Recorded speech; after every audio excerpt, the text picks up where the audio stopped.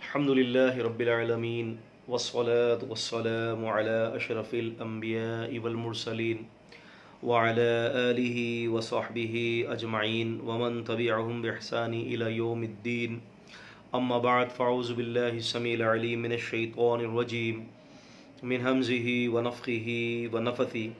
كان الناس أمة واحدة فبعث الله النبيين مبشرين ومنذرين وأنزل معهم الكتاب بالحق ليحكم بين الناس فيما اختلفوا فيه وما اختلف فيه إلا الذين أوتوه من بعد ما جاءتهم البينات بغيا بينهم فهدى الله الذين آمنوا لما اختلفوا فيه من الحق بإذنه والله يهدي من يشاء إلى صراط مستقيم.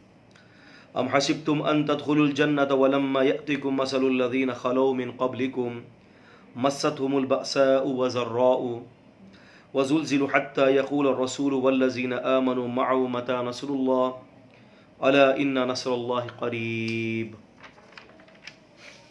رب اشرح لي صدري ويسر لي أمري واحلل عقدة من لساني يفقهوا قولي. الحمد لله الذي هدانا لهذا وما كنا لنهتدي لولا أن هدانا الله حمدا كثيرا طيبا مباركا فيه كما يحب ربنا ويرضى. السلام علیکم ورحمۃ اللہ وبرکاتہ. سورۃ البقرہ الحمدللہ آپ کے سامنے اس کی آیات کا خلاصہ اور اس کے احکام کے حوالے سے الحمدللہ آپ کے سامنے جو ہے بہت ساری باتیں آ رہی ہیں. فرمایا کان الناس امۃ واحدہ، فرمایا کہ لوگ ایک ہی امت میں تھے. شروع سے ہی جو ہے ابتداءً جو تھے جب آدم علیہ السلام کو پیدا کیا تو کان الناس امۃ واحدہ، لوگ ایک ہی امت میں تھے. فبعث اللہ النبیین مبشرین ومنذرین، اور اللہ تبارک و تعالیٰ نے ان میں نبی بھیجے، خوشخبری سنانے والے بھیجے اور ڈرانے والے. یہ نبیوں کی صفت ہوا کرتی ہے کہ ہر نبی خوشخبری سنانے والا اور ڈرانے والا اللہ کی طرف سے مبعوث کیا جاتا ہے. تو فرمایا کہ لوگ ایک امت تھے، فرقوں میں بٹے ہوئے نہیں تھے. پھر بعد میں جو ہے اللہ تعالیٰ نے جو ہے پھر ان کے درمیان جو ہے اللہ تعالیٰ نے نبیوں کو بھیجا جو خوشخبری سنانے والے اور ڈرانے والے ہوتے ہیں. وَأَنزَلَ مَعَهُمُ الْكِتَابَ، اور نبیوں کے ساتھ کتاب اتار دی. اور فرمایا کہ لِيَحْكُمَ بَيْنَ النَّاسِ فِيمَا اخْتَلَفُوا فِيهِ، تاکہ وہ انبیاء علیہم السلام جو ہے ان کے درمیان اختلاف کو دور کر دیں کہ جس اختلاف کو جو ہے انہوں نے اپنا وتیرہ بنایا ہوا تھا. یعنی پچھلی اور پہلی امتوں میں اختلاف لا علمی کی وجہ سے نہیں تھا، بلکہ باہمی حسد، ضد اور ہٹ دھرمی، جسے قرآن مجید نے کہا کہ بغیم بینہم، آپس میں ضد کی وجہ سے ان کے درمیان شدید اختلاف تھا اور یہ حق کو قبول نہیں کرتے تھے. اور پھر اس کے بعد یہ امت فرقوں میں اور مذہبوں کے اندر اور مسالک کے اندر بٹ گئی. اللہ تبارک و تعالیٰ فرماتے ہیں کہ وَمَا اخْتَلَفَ فِيهِ إِلَّا الَّذِينَ أُوتُوهُ مِن بَعْدِ مَا جَاءَتْهُمُ الْبَيِّنَاتُ، اختلاف کرنے والے کون تھے کہ جن کو دلائل دیے گئے، واضح دلائل کے آنے کے باوجود انہوں نے اختلافات کیے. اور فرمایا بغیم بینہم، اور اللہ تبارک و تعالیٰ فرماتے ہیں کہ یہ آپس میں ضد اور ہٹ دھرمی کا یہ نتیجہ تھا کہ انہوں نے اللہ کے نبی سے، اللہ کی شریعت سے خوب اختلاف کیا. فَهَدَى اللَّهُ الَّذِينَ آمَنُوا لِمَا اخْتَلَفُوا فِيهِ مِنَ الْحَقِّ بِإِذْنِهِ، تو پھر اللہ تبارک و تعالیٰ نے جو لوگ ایمان لائے تو اللہ تبارک و تعالیٰ نے ان کو حق کی ہدایت کی توفیق عطا فرما دی. وَاللَّهُ يَهْدِي مَن يَشَاءُ إِلَى صِرَاطٍ مُسْتَقِيمٍ، اور اللہ تعالیٰ جس کو چاہتا ہے سیدھے رستے کی ہدایت کر دیتا ہے.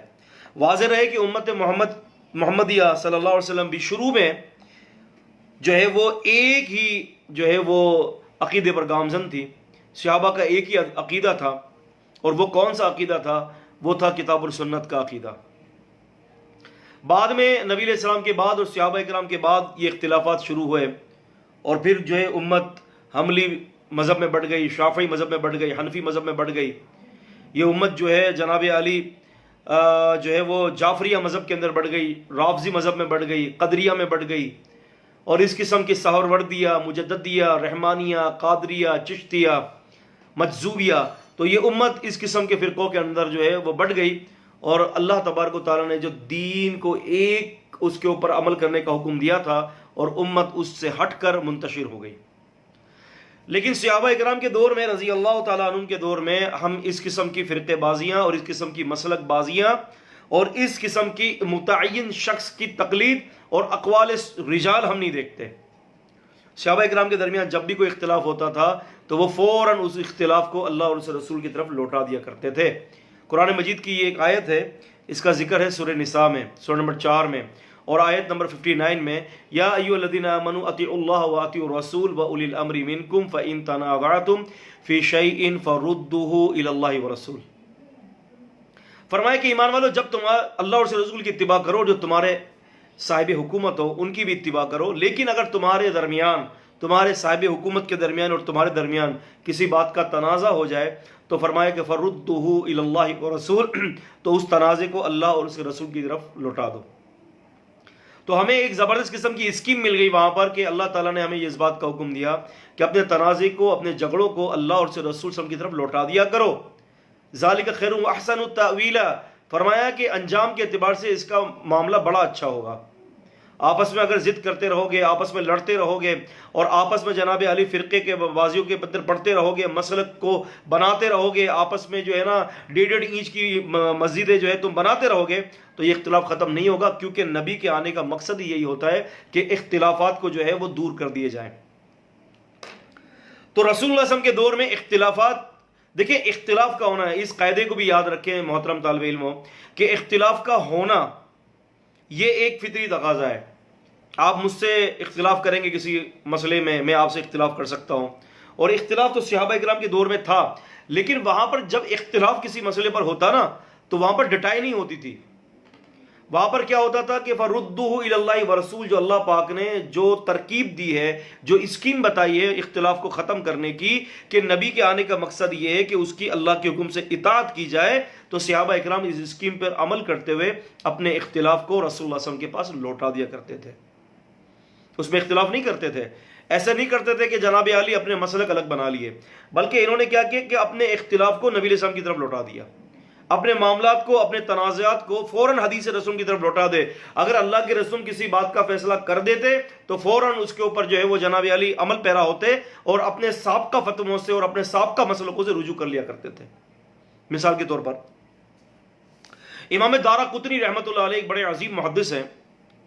امام دارقطنی نے سنن دارقطنی کے اندر کتاب البیوع کے اندر، اور حدیث کا نمبر ہے 1897، اس میں فرماتے ہیں کہ ایسا ہوا کہ ایک آدمی نے ایک جگہ سے گھوڑا خریدا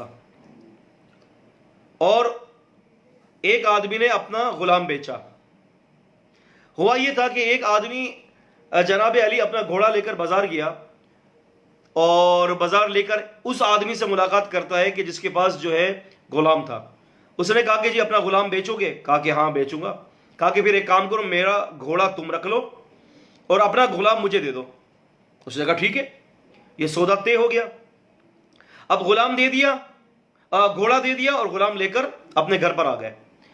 اب جناب علی گھوڑے کی تو خدمت کرنی پڑتی تھی، لیکن یہاں کیا تھا کہ جب یہ غلام لایا، سوچا یہ ہوگا کہ غلام لاؤں گا تو غلام میری خدمت کرے گا، لیکن الٹ نکلا کہ غلام لایا تو غلام جناب علی سر پر آ کر بیٹھ گیا۔ غلام تو جناب علی آقا بن کر بیٹھ گیا۔ اب پریشان ہو گیا، دوسرے دن یہ اپنے غلام کو لے کر جاتا ہے اسی بازار میں اور کہتا ہے کہ بھئی یہ تم پکڑو اپنا غلام اور مجھے میرا گھوڑا واپس کرو۔ تو اس شخص نے کہا کہ کون سا غلام، کس کا گھوڑا، کیسی باتیں کر رہے ہو؟ سودا تو کل ہو چکا ہے، کل تو سودا ہو چکا ہے، پھر کس چیز کی غلامی کی بات کر رہے ہو؟ کون سا غلام، کون سا گھوڑا؟ میں نہیں جانتا۔ اب ان دونوں کی آوازیں بلند ہوئی تو اتنے میں وہاں سے ایک شخص گزرتا ہے اور کہتا ہے کہ بھائی بات یہ ہے کہ تم آپس کے اندر اختلاف کیوں کر رہے ہو؟ پوائنٹ ٹو بی نوٹڈ، اس کو ذرا پوائنٹ کو نوٹ کیجئے گا۔ تو اس نے کہا کہ آپس میں اختلاف کیوں کر رہے ہو؟ تم دیکھو دور ایک شخص بیٹھا ہوا ہے، نظر آ رہا ہے؟ ہاں جی نظر آ رہا ہے۔ کہا کہ اس کے پاس چلے جاؤ، یہ رسول اللہ صلی اللہ علیہ وسلم کا صحابی ہیں اور ان کا نام سیدنا ابو بردہ رضی اللہ تعالیٰ عنہ ہے، ضرور ان کے پاس تمہارے مسئلے کے اندر، تمہارے مسئلے کے حوالے سے کوئی ایسی حدیث ہوگی جو تم دونوں کے درمیان فیصلہ کر دے گی۔ وہ دونوں وہاں پر گئے، اور اپنا اپنا مسئلہ بتایا. تو ابو بردہ رضی اللہ تعالیٰ عنہ نے فرمایا کہ ٹھیک ہے میں تمہارے درمیان جو ہے وہ فیصلہ کر دوں گا، لیکن مسئلہ یہ ہے کہ تم مجھے یہ بتاؤ کہ جو میں حدیث تمہیں دوں گا تو کیا تم اس حدیث کو قبول کرو گے؟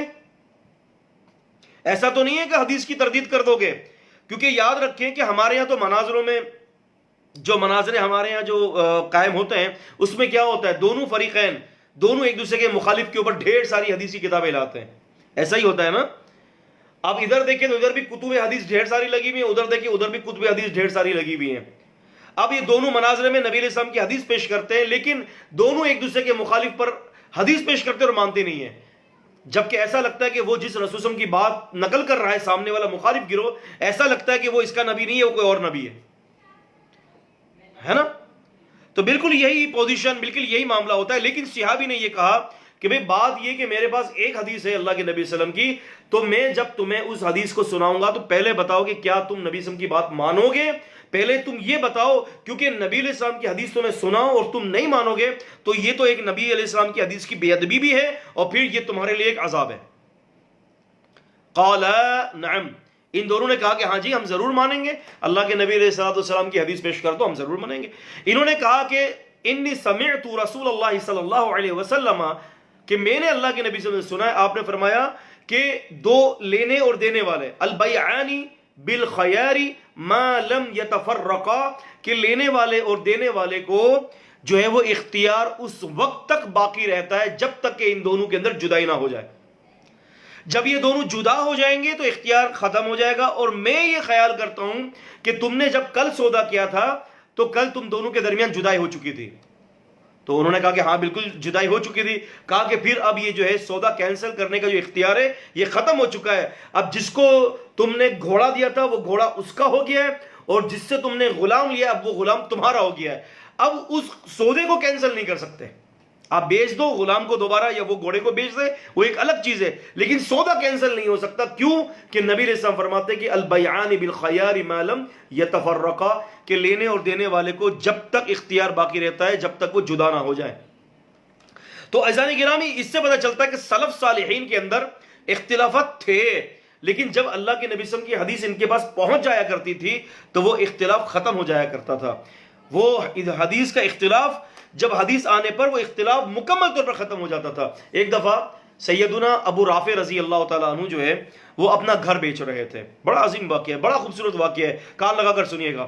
ابو رافع رضی اللہ تعالیٰ عنہ اپنا گھر بیچ رہے تھے، تو پتہ چلا کہ یہ 500 درہم کے اندر اپنا گھر بیچ رہے ہیں. تو ان کے ایک پڑوسی تھے سیدنا سعد رضی اللہ تعالیٰ عنہ.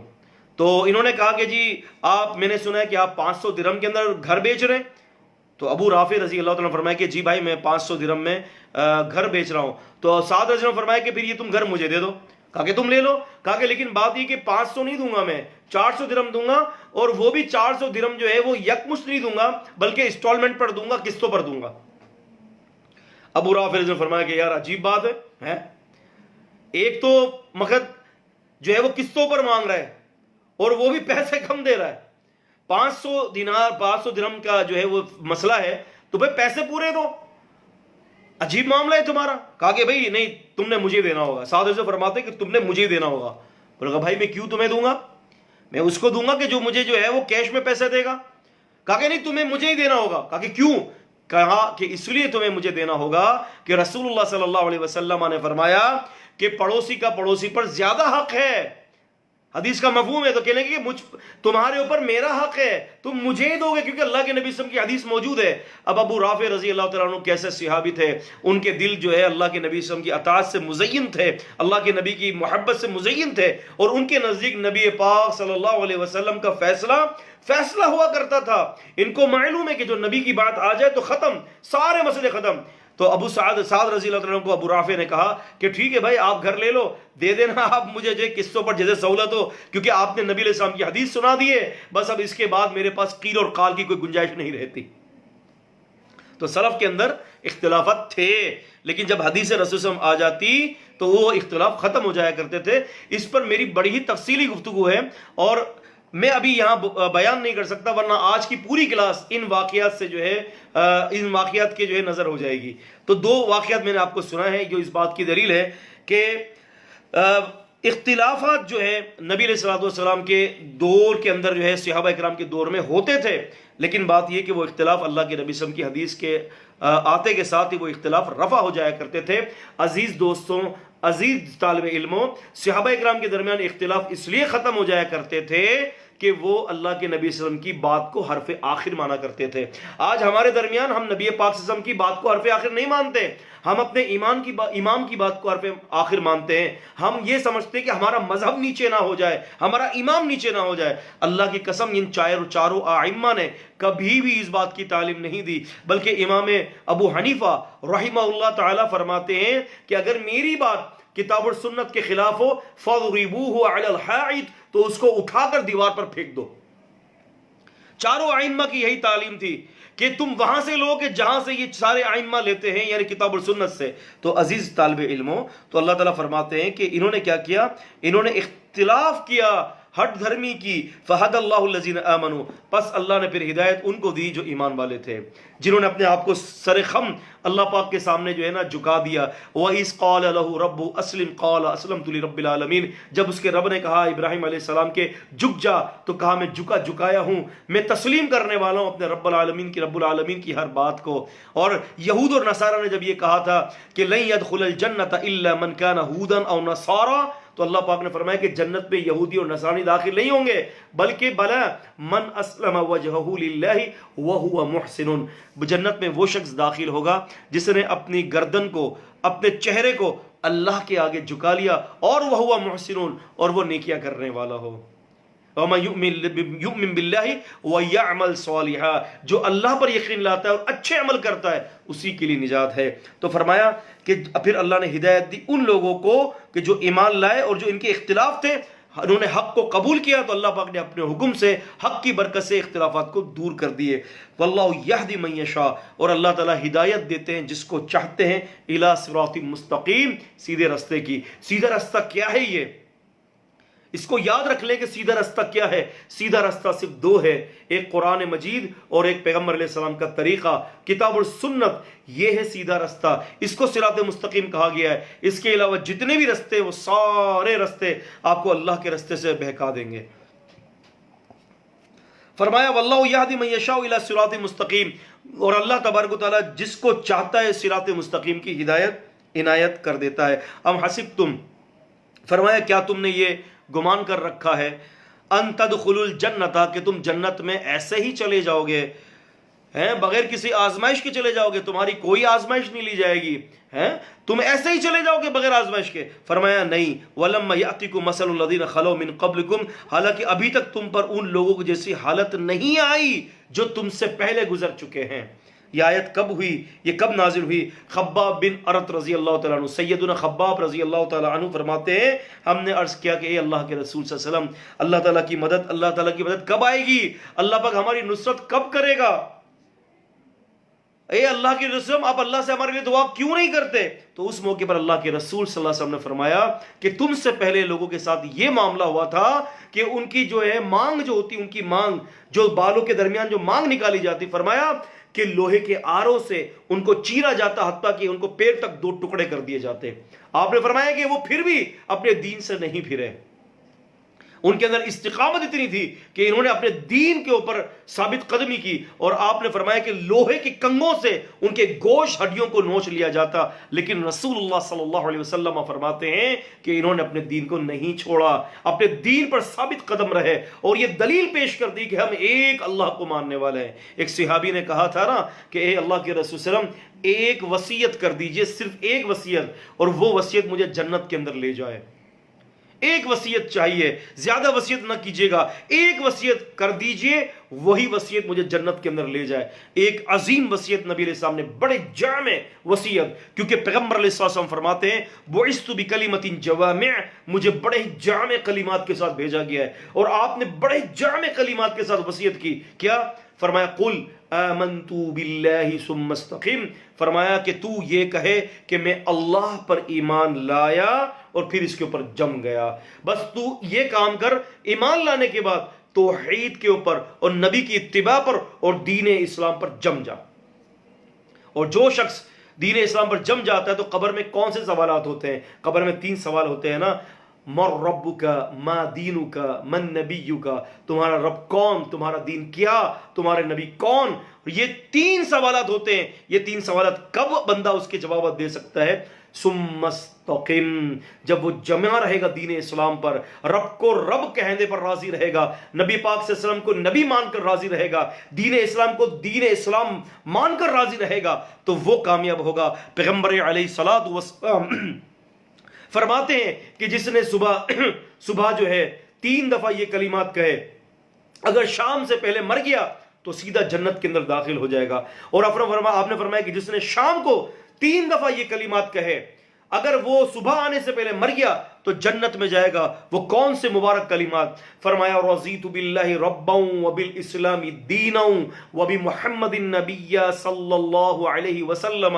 رضیت باللہ ربا، میں اپنے اللہ کو رب مان کر راضی ہو گیا، وبالاسلام دینا، اور میں اللہ تعالیٰ کے اسلام کو دین مان کر راضی ہو گیا. اللہ کے دین کے بعد مجھے یہودیت پسند نہیں ہے، مجھے عیسائیت پسند نہیں ہے، مجھے ہندو مت پسند نہیں ہے. دنیا کا ہر مذہب دین اسلام کو چھوڑ کر سارے کے سارے مذہب فیل ہیں، اور سارے کے سارے مذہب جو ہے مکمل طور پر شرک کی گندگی، بدعت کی گندگی اور غلاظت سے بھرے ہوئے ہیں. اللہ کی عزت کی قسم، اگر کوئی دین پاکیزہ ہے اور کوئی دین غالب ہونے والا ہے اور کوئی دین خالص ہے اور کوئی دین چمکتا ہوا دین ہے، خوشبودار دین ہے، کوئی دین جو ہے اعلیٰ قسم کا دین ہے، تو وہ میرے رب کا دین ہے. ان الدین عند اللہ الاسلام، اللہ کے نزدیک اگر کوئی دین ہے تو وہ اسلام ہے. سورہ آل عمران سورہ نمبر 3 کے آیت نمبر 18 میں فرمایا، 19 میں، کہ اللہ کے نزدیک کوئی دین ہے تو وہ اسلام ہے. اور سورہ بقرہ سورہ نمبر 2 کی آیت نمبر 208 میں فرمایا کہ یا ایھا الذین آمنوا ادخلوا فی السلم کافہ، اے ایمان والو دین اسلام میں مکمل طور پر داخل ہو جاؤ. اور فرمایا سورہ آل عمران سورہ نمبر 3 کی آیت نمبر 85 کے اندر فرمایا وَمَن یبتغِ غیر الاسلام دینا فلن یقبل منہ، اور جو کوئی شخص دین اسلام کے علاوہ کوئی اور دین لائے گا تو ہرگز اس سے قبول نہیں کیا جائے گا. اور فرمایا سورہ صف کے اندر سورہ نمبر 61 کے اندر، اور اللہ تعالیٰ فرماتے ہیں آیت نمبر 9 میں هو الذی ارسل رسولہ بالہدی والدین الحق لیظہرہ علی الدین کلہ ولو کرہ الکافرون. فرمایا ولو کرہ المشرکون، کہ اسی ذات نے اپنے نبی صلی اللہ علیہ وسلم کو حق کے ساتھ بھیجا تاکہ نبی علیہ السلام کے دین کو تمام مذاہب پر، تمام ادیان پر غالب کر دے. تو یہ دین اسلام جو ہے یہ اللہ تبارک و تعالیٰ کا عظیم دین ہے، یہی صراط مستقیم ہے، اور جو اس کو چھوڑے گا وہ گمراہ ہو جائے گا. تو خباب بن ارت رضی اللہ تعالیٰ عنہ کو نبی علیہ السلام نے جواب دیا کہ وہ لوگ دین اسلام پر ثابت رہے، وہ لوگ اللہ کے دین پر جمے رہے، ان لوگوں نے دین نہیں چھوڑا. کتنی پریشانیاں. سمیہ رضی اللہ تعالی عنہ ہمارے دین اسلام کی سب سے پہلی خاتون، اتنی عظیم خاتون، ان کو جب کہا گیا کہ توحید کو چھوڑ دو، انہوں نے انکار کر دیا. حتیٰ کہ ایسا ہوا کہ 2 بڑے جانور کو لیا گیا، ہاتھی کو یا پھر اونٹ کو. ایک ہاتھی کے اس پر جو ہے رسی باندھی اور اس صحابیہ کے ایک قدم پر، اور دوسرے جو ہے ہاتھی کو یا اونٹ کو باندھ کر ان کے دوسرے قدم پر، ان دونوں جانوروں کو مختلف سمت میں چلا دیا گیا. اب اندازہ کریں کہ وہ چر گئیں، ان کے جسم کے 2 ٹکڑے ہو گئے، لیکن اللہ کے دین کو نہیں چھوڑا. یہ دین اتنا خوبصورت ہے، یہ دین اتنا اعلیٰ قسم کا ہے، اور جو کوئی اس کے علاوہ کوئی دین کو تلاش کرے گا وہ گمراہ ہے. اللہ پاک اس سے وہ دین قبول نہیں کرے گا. اسی لیے فرمایا کہ دین کو قبول کرنا تو دور کی بات، اے نبی علیہ السلام کے امتیوں، تم دین اسلام کو چھوڑ کر، مسلمانوں کو چھوڑ کر کافروں سے دوستی بھی مت لگاؤ. یا ایھا الذین آمنوا لا تتخذوا عدوی وعدوکم اولیاء تلقون الیہم بالمودہ وقد کفروا بما جاءکم من الحق یخرجون الرسول وایاکم ان تؤمنوا باللہ ربکم وتسرون الیہم بالمودہ وانا اعلم بما اخفیتم واعلنتم ومن یفعلہ منکم فقد ضل السواء السبیل ان یسکفوکم یکونوا لکم اعداء وَيَبْسُطُوا إِلَيْكُمْ أَيْدِيَهُمْ وَأَلْسِنَتُهُمْ بِالسُّوءِ وَوَدُّوا لَوْ تَكْفُرُونَ. فرمایا ایمان والو، سورہ ممتحنہ کی آیت نمبر 1 سے 3، فرمایا ایمان والو مت دوستی لڑانا ان کافروں سے، ان بے دینوں سے، ان یہود اور نصارہ سے. یہ تمہارے نہیں ہو سکتے. انہوں نے اس حق کا انکار کر دیا جو تمہارے اوپر نازل ہوا ہے, تمہاری طرف اللہ نے نازل کیا ہے. انہوں نے رسول کو بھی نکالا ہیں ان کے اپنے شہر سے, تمہیں بھی نکال دیا, اور تمہارے رب کا انکار کرتے ہیں, اور تم چپکے اگر ان سے جو ہے وہ دوستیاں لڑاؤ گے تو فرمایا کہ میں جانتا ہوں جو تم چھپاتے ہو, جو تم ظاہر کرتے ہو. اور فرمایا کہ جو کوئی ان سے دوستیاں لڑائے گا تو فرمایا کہ وہ جو ہے سیدھے رستے سے گمراہ ہو گیا. اور فرمایا کہ یہ تو چاہتے ہیں تمہیں کہ تمہارے اوپر اپنی زبانوں کو اور اپنے ہاتھوں کو دراز کریں برائی کے ساتھ تاکہ تمہیں نقصان پہنچے, اور تم منکر ہو جاؤ اللہ کے, تم انکار کر دو اللہ کا, اور تم کفر اور ارتداد کی طرف آ جاؤ. اور واضح فرما دیا لن تنفعکم ارحامکم ولا اولادکم یوم القیامت یفصل بینکم, کہ دیکھو تمہارے مال, تمہاری اولاد اور تمہاری رشتہ داریاں قیامت کے دن تمہیں فائدہ نہ دیں گی. تو فرمایا رب العزت والجلال نے کہ استقامت فی الدین یہ سب سے بڑا عمل ہے, استقامت رہے دین کے اندر. تو فرمایا کہ وَلَمَّ يَأْتِكُمْ مَثَلُ الَّذِينَ خَلَوْا مِن قَبْلِكُمْ, ان کے پاس جو تکلیفیں آئیں ابھی وہ تمہارے پاس وہ تکلیفیں نہیں آئیں. فرمایا مَسَّتْهُمُ الْبَأْسَاءُ وَالضَّرَّاءُ, ان کو پہنچی الباسا, باسا سے مراد فقر و فاقہ, الذرہ, ذرہ سے مراد جسمانی بیماریاں. فرمایا فقر و فاقہ بھی آئے, جسمانی بیماریاں بھی آئیں, لیکن فرمایا کہ زلزلو, اور ان کو جھنجھوڑ دیا گیا. حتیٰ یہاں تک کہ یقول الرسول, یہاں تک کہ رسول صلی اللہ علیہ وسلم نے, یعنی رسول نے کہا جو اس وقت کا رسول تھا, اور والذین آمنوا معہ, اور جو ان کے ساتھی تھے, کیا کہے متی نصر اللہ, اللہ کب آئے گی آپ کی مدد. یہ شکوہ نہیں تھا, یہ اللہ تعالیٰ سے مدد کا تقاضا تھا کہ یا اللہ مدد اتار دیں اب آپ. فرمایا الا ان نصر اللہ قریب, سنو اللہ تبارک و تعالیٰ کی نصرت بہت قریب ہے. یسألونک ماذا ینفقون, اور وہ آپ صلی اللہ علیہ وسلم سے پوچھتے ہیں کہ کیا خرچ کریں, یہ سوال کر رہے ہیں, یہ فتویٰ مانگتے ہیں, اور سب سے بڑا مفتی, سب سے بڑا فتویٰ دینے والا وہ اللہ تبارک و تعالیٰ کی ذات ہے. اللہ تعالیٰ مفتی ہے, جو بھی فتویٰ مانگتے ہیں نبی علیہ السلام سے پوچھتے ہیں. فرمایا کہ اللہ یفتیکم, اللہ تمہیں فتویٰ دے رہا ہے. سب سے بڑا مفتی اللہ تبارک و تعالیٰ ہے جو اپنے بندوں کو مسائل کے اوپر فتویٰ دیتا ہے, اور سارے مسئلے اللہ کی طرف رجوع ہوں گے. جو اللہ اور اس کے رسول کا حکم ہوگا اسی کے اوپر امپلیمنٹ ہوگا. باقی تمام جتنے بھی آئمہ, جتنے بھی انسان ہیں, جتنے بھی اقوال الرجال ہیں, ہم اس کو اٹھا کر اگر وہ اللہ اور اس کے رسول کے حکم کی بات کے خلاف ہوں گے اٹھا کر پھینک دیں گے. فرمایا یسألونک, وہ سوال کر رہے ہیں, ماذا ينفقون, کیا خرچ کریں, کتنا خرچ کریں, کیسے خرچ کریں. فرمایا قل ما انفقتم من خیر, فرمایا کہ اے نبی سم کہہ دیں جو بھی تم خرچ کرتے ہو, یعنی من خیرن, مال میں سے, بھلائیوں میں سے, فلیل والدین, تو پس والدین کے اوپر خرچ کرو, والاقربین, اور قریبی رشتہ داروں پر, والیتام, اور یتیموں پر, والمساکین, اور مسکینوں پر, وابن السبیل, اور مسافروں پر. فرمایا کہ ان پر خرچ کیا کرو. یہاں پر نفلی صدقات کا زیادہ ذکر لگ رہا ہے کیونکہ والدین کا ذکر آ رہا ہے. اولاد اپنے ماں باپ کو زکوٰۃ نہیں دے سکتی. زکوٰۃ کی جو 8 مدیں ہیں قرآن مجید سورہ توبہ سورہ نمبر 9 کی آیت نمبر 60 میں زکوٰۃ کی جو وہاں مدیں ہیں آپ اس کو پڑھ لیجئے گا, تو وہاں آپ کو زکوٰۃ کی پوری تفصیل مل جائے گی. اور وہاں پر جو 8 مدیں ہیں عزیز طالب علموں وہ فرائض ہیں, وہ فرض زکوٰۃ کے حوالے سے بات ہو رہی. یہاں نفلی زیادہ تر سمجھ میں آ رہا ہے کہ تم جو کچھ بھی خرچ کرنا چاہتے ہو تو والدین پہ خرچ کرو, اپنا مال اپنے والدین پہ لگاؤ, اپنے ماں باپ کو دو, اپنے ماں باپ کو راضی کر لو, اپنے ماں باپ کو خوش کر لو, ان کو تکلیف نہ ہونے دے. یاد رکھیں کہ 3 قسم کی کیٹیگریز ہیں ماں باپ کی خدمت پر. ایک وہ اولاد ہے جو ماں باپ کی جو ہے, ماں باپ ان کو کسی کام کا کہتے ہیں اور وہ کرتے نہیں, دکھا دیتے ہیں. دوسرا وہ اولاد ہیں کہ جو ماں باپ کے کہنے پر کرتے ہیں. فرمایا کہ یہ اس کو اجر ہے, لیکن فرمایا کہ جو سب سے بڑی کیٹیگری جو ہے وہ کون سی ہے, ماں باپ کے بغیر مطالبے پر ان کی خواہشات کو پورا کر دیتے ہیں. وہ سمجھ جاتے ہیں کہ ماں باپ کو کس چیز کا تقاضا ہے. تو یہ 3 قسم کے لوگ ہیں. اب یاد رکھیں کہ ماں باپ کا درجہ کیا ہے, کہ جو کچھ کھائیں اس سے بہتر اپنے والدین کو کھلائیں, اپنے ماں باپ کا خیال رکھیں.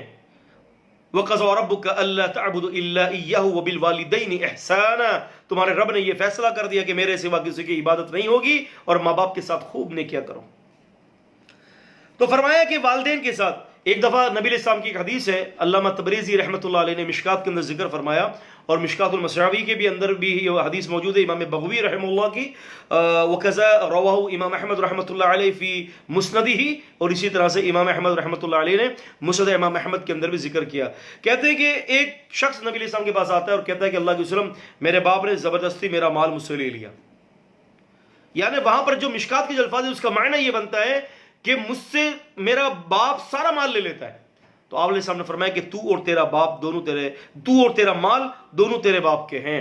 اگر تیرا باپ تجھ سے زبردستی مال چھین لیتا ہے تو ٹھیک ہے، کیونکہ تو بھی اور تیرا مال بھی دونوں تیرے باپ کے ہیں۔ آپ اندازہ کریں کہ کس قدر یہاں پر والدین کے جو ہے وہ احسان کو یاد دلایا جا رہا ہے، اور والدین کا کتنا بڑا رتبہ بتایا جا رہا ہے یہاں پر۔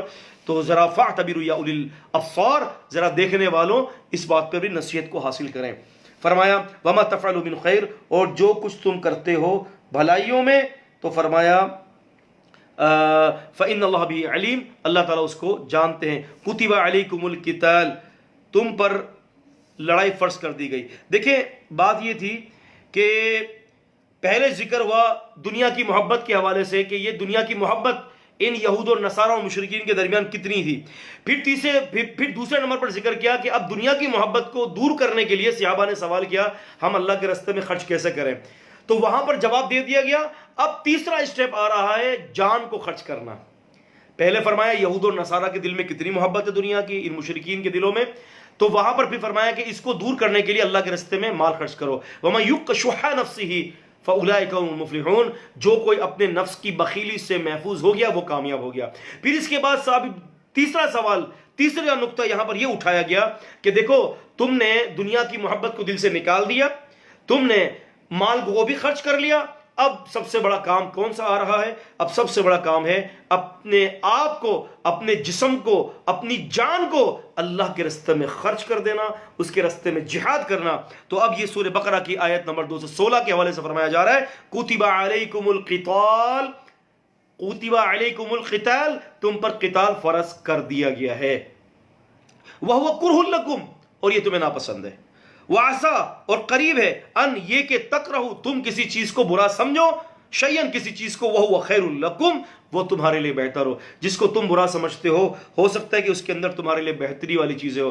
جہاد فی سبیل اللہ، یاد رکھیں کہ 3 مواقع پر جو ہے قتال، جو اللہ کے راستے میں جو لڑتے ہیں، جو خون بہاتے ہیں اپنا، 3 جگہوں پر وہ فرض ہو جاتا ہے۔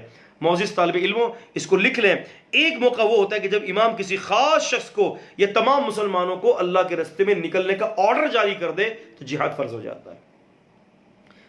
خلیفۃ المسلمین جو ہوتا ہے، جو مسلمانوں کے جو جہاں اللہ کے دین قائم ہوتا ہے اور وہاں کا جو خلیفہ ہوتا ہے، جب وہ نکلنے کا آرڈر دے دے تو وہاں پر جو ہے تمام مسلمانوں پر جہاد فرض ہو جاتا ہے۔ دوسرے نمبر پہ وہ حوالے سے جب کفار مسلمانوں کی آبادی پر حملہ کر دیں تو سارے مسلمانوں پر دفاع کرنا، اس کا دفاع کرنا فرض ہو جاتا ہے۔ اور تیسرے نمبر پر جب دشمن سے بھیڑ ہو جاتی ہے تو وہاں پر بھی مسلمانوں کے اوپر جہاد فرض ہو جاتا ہے۔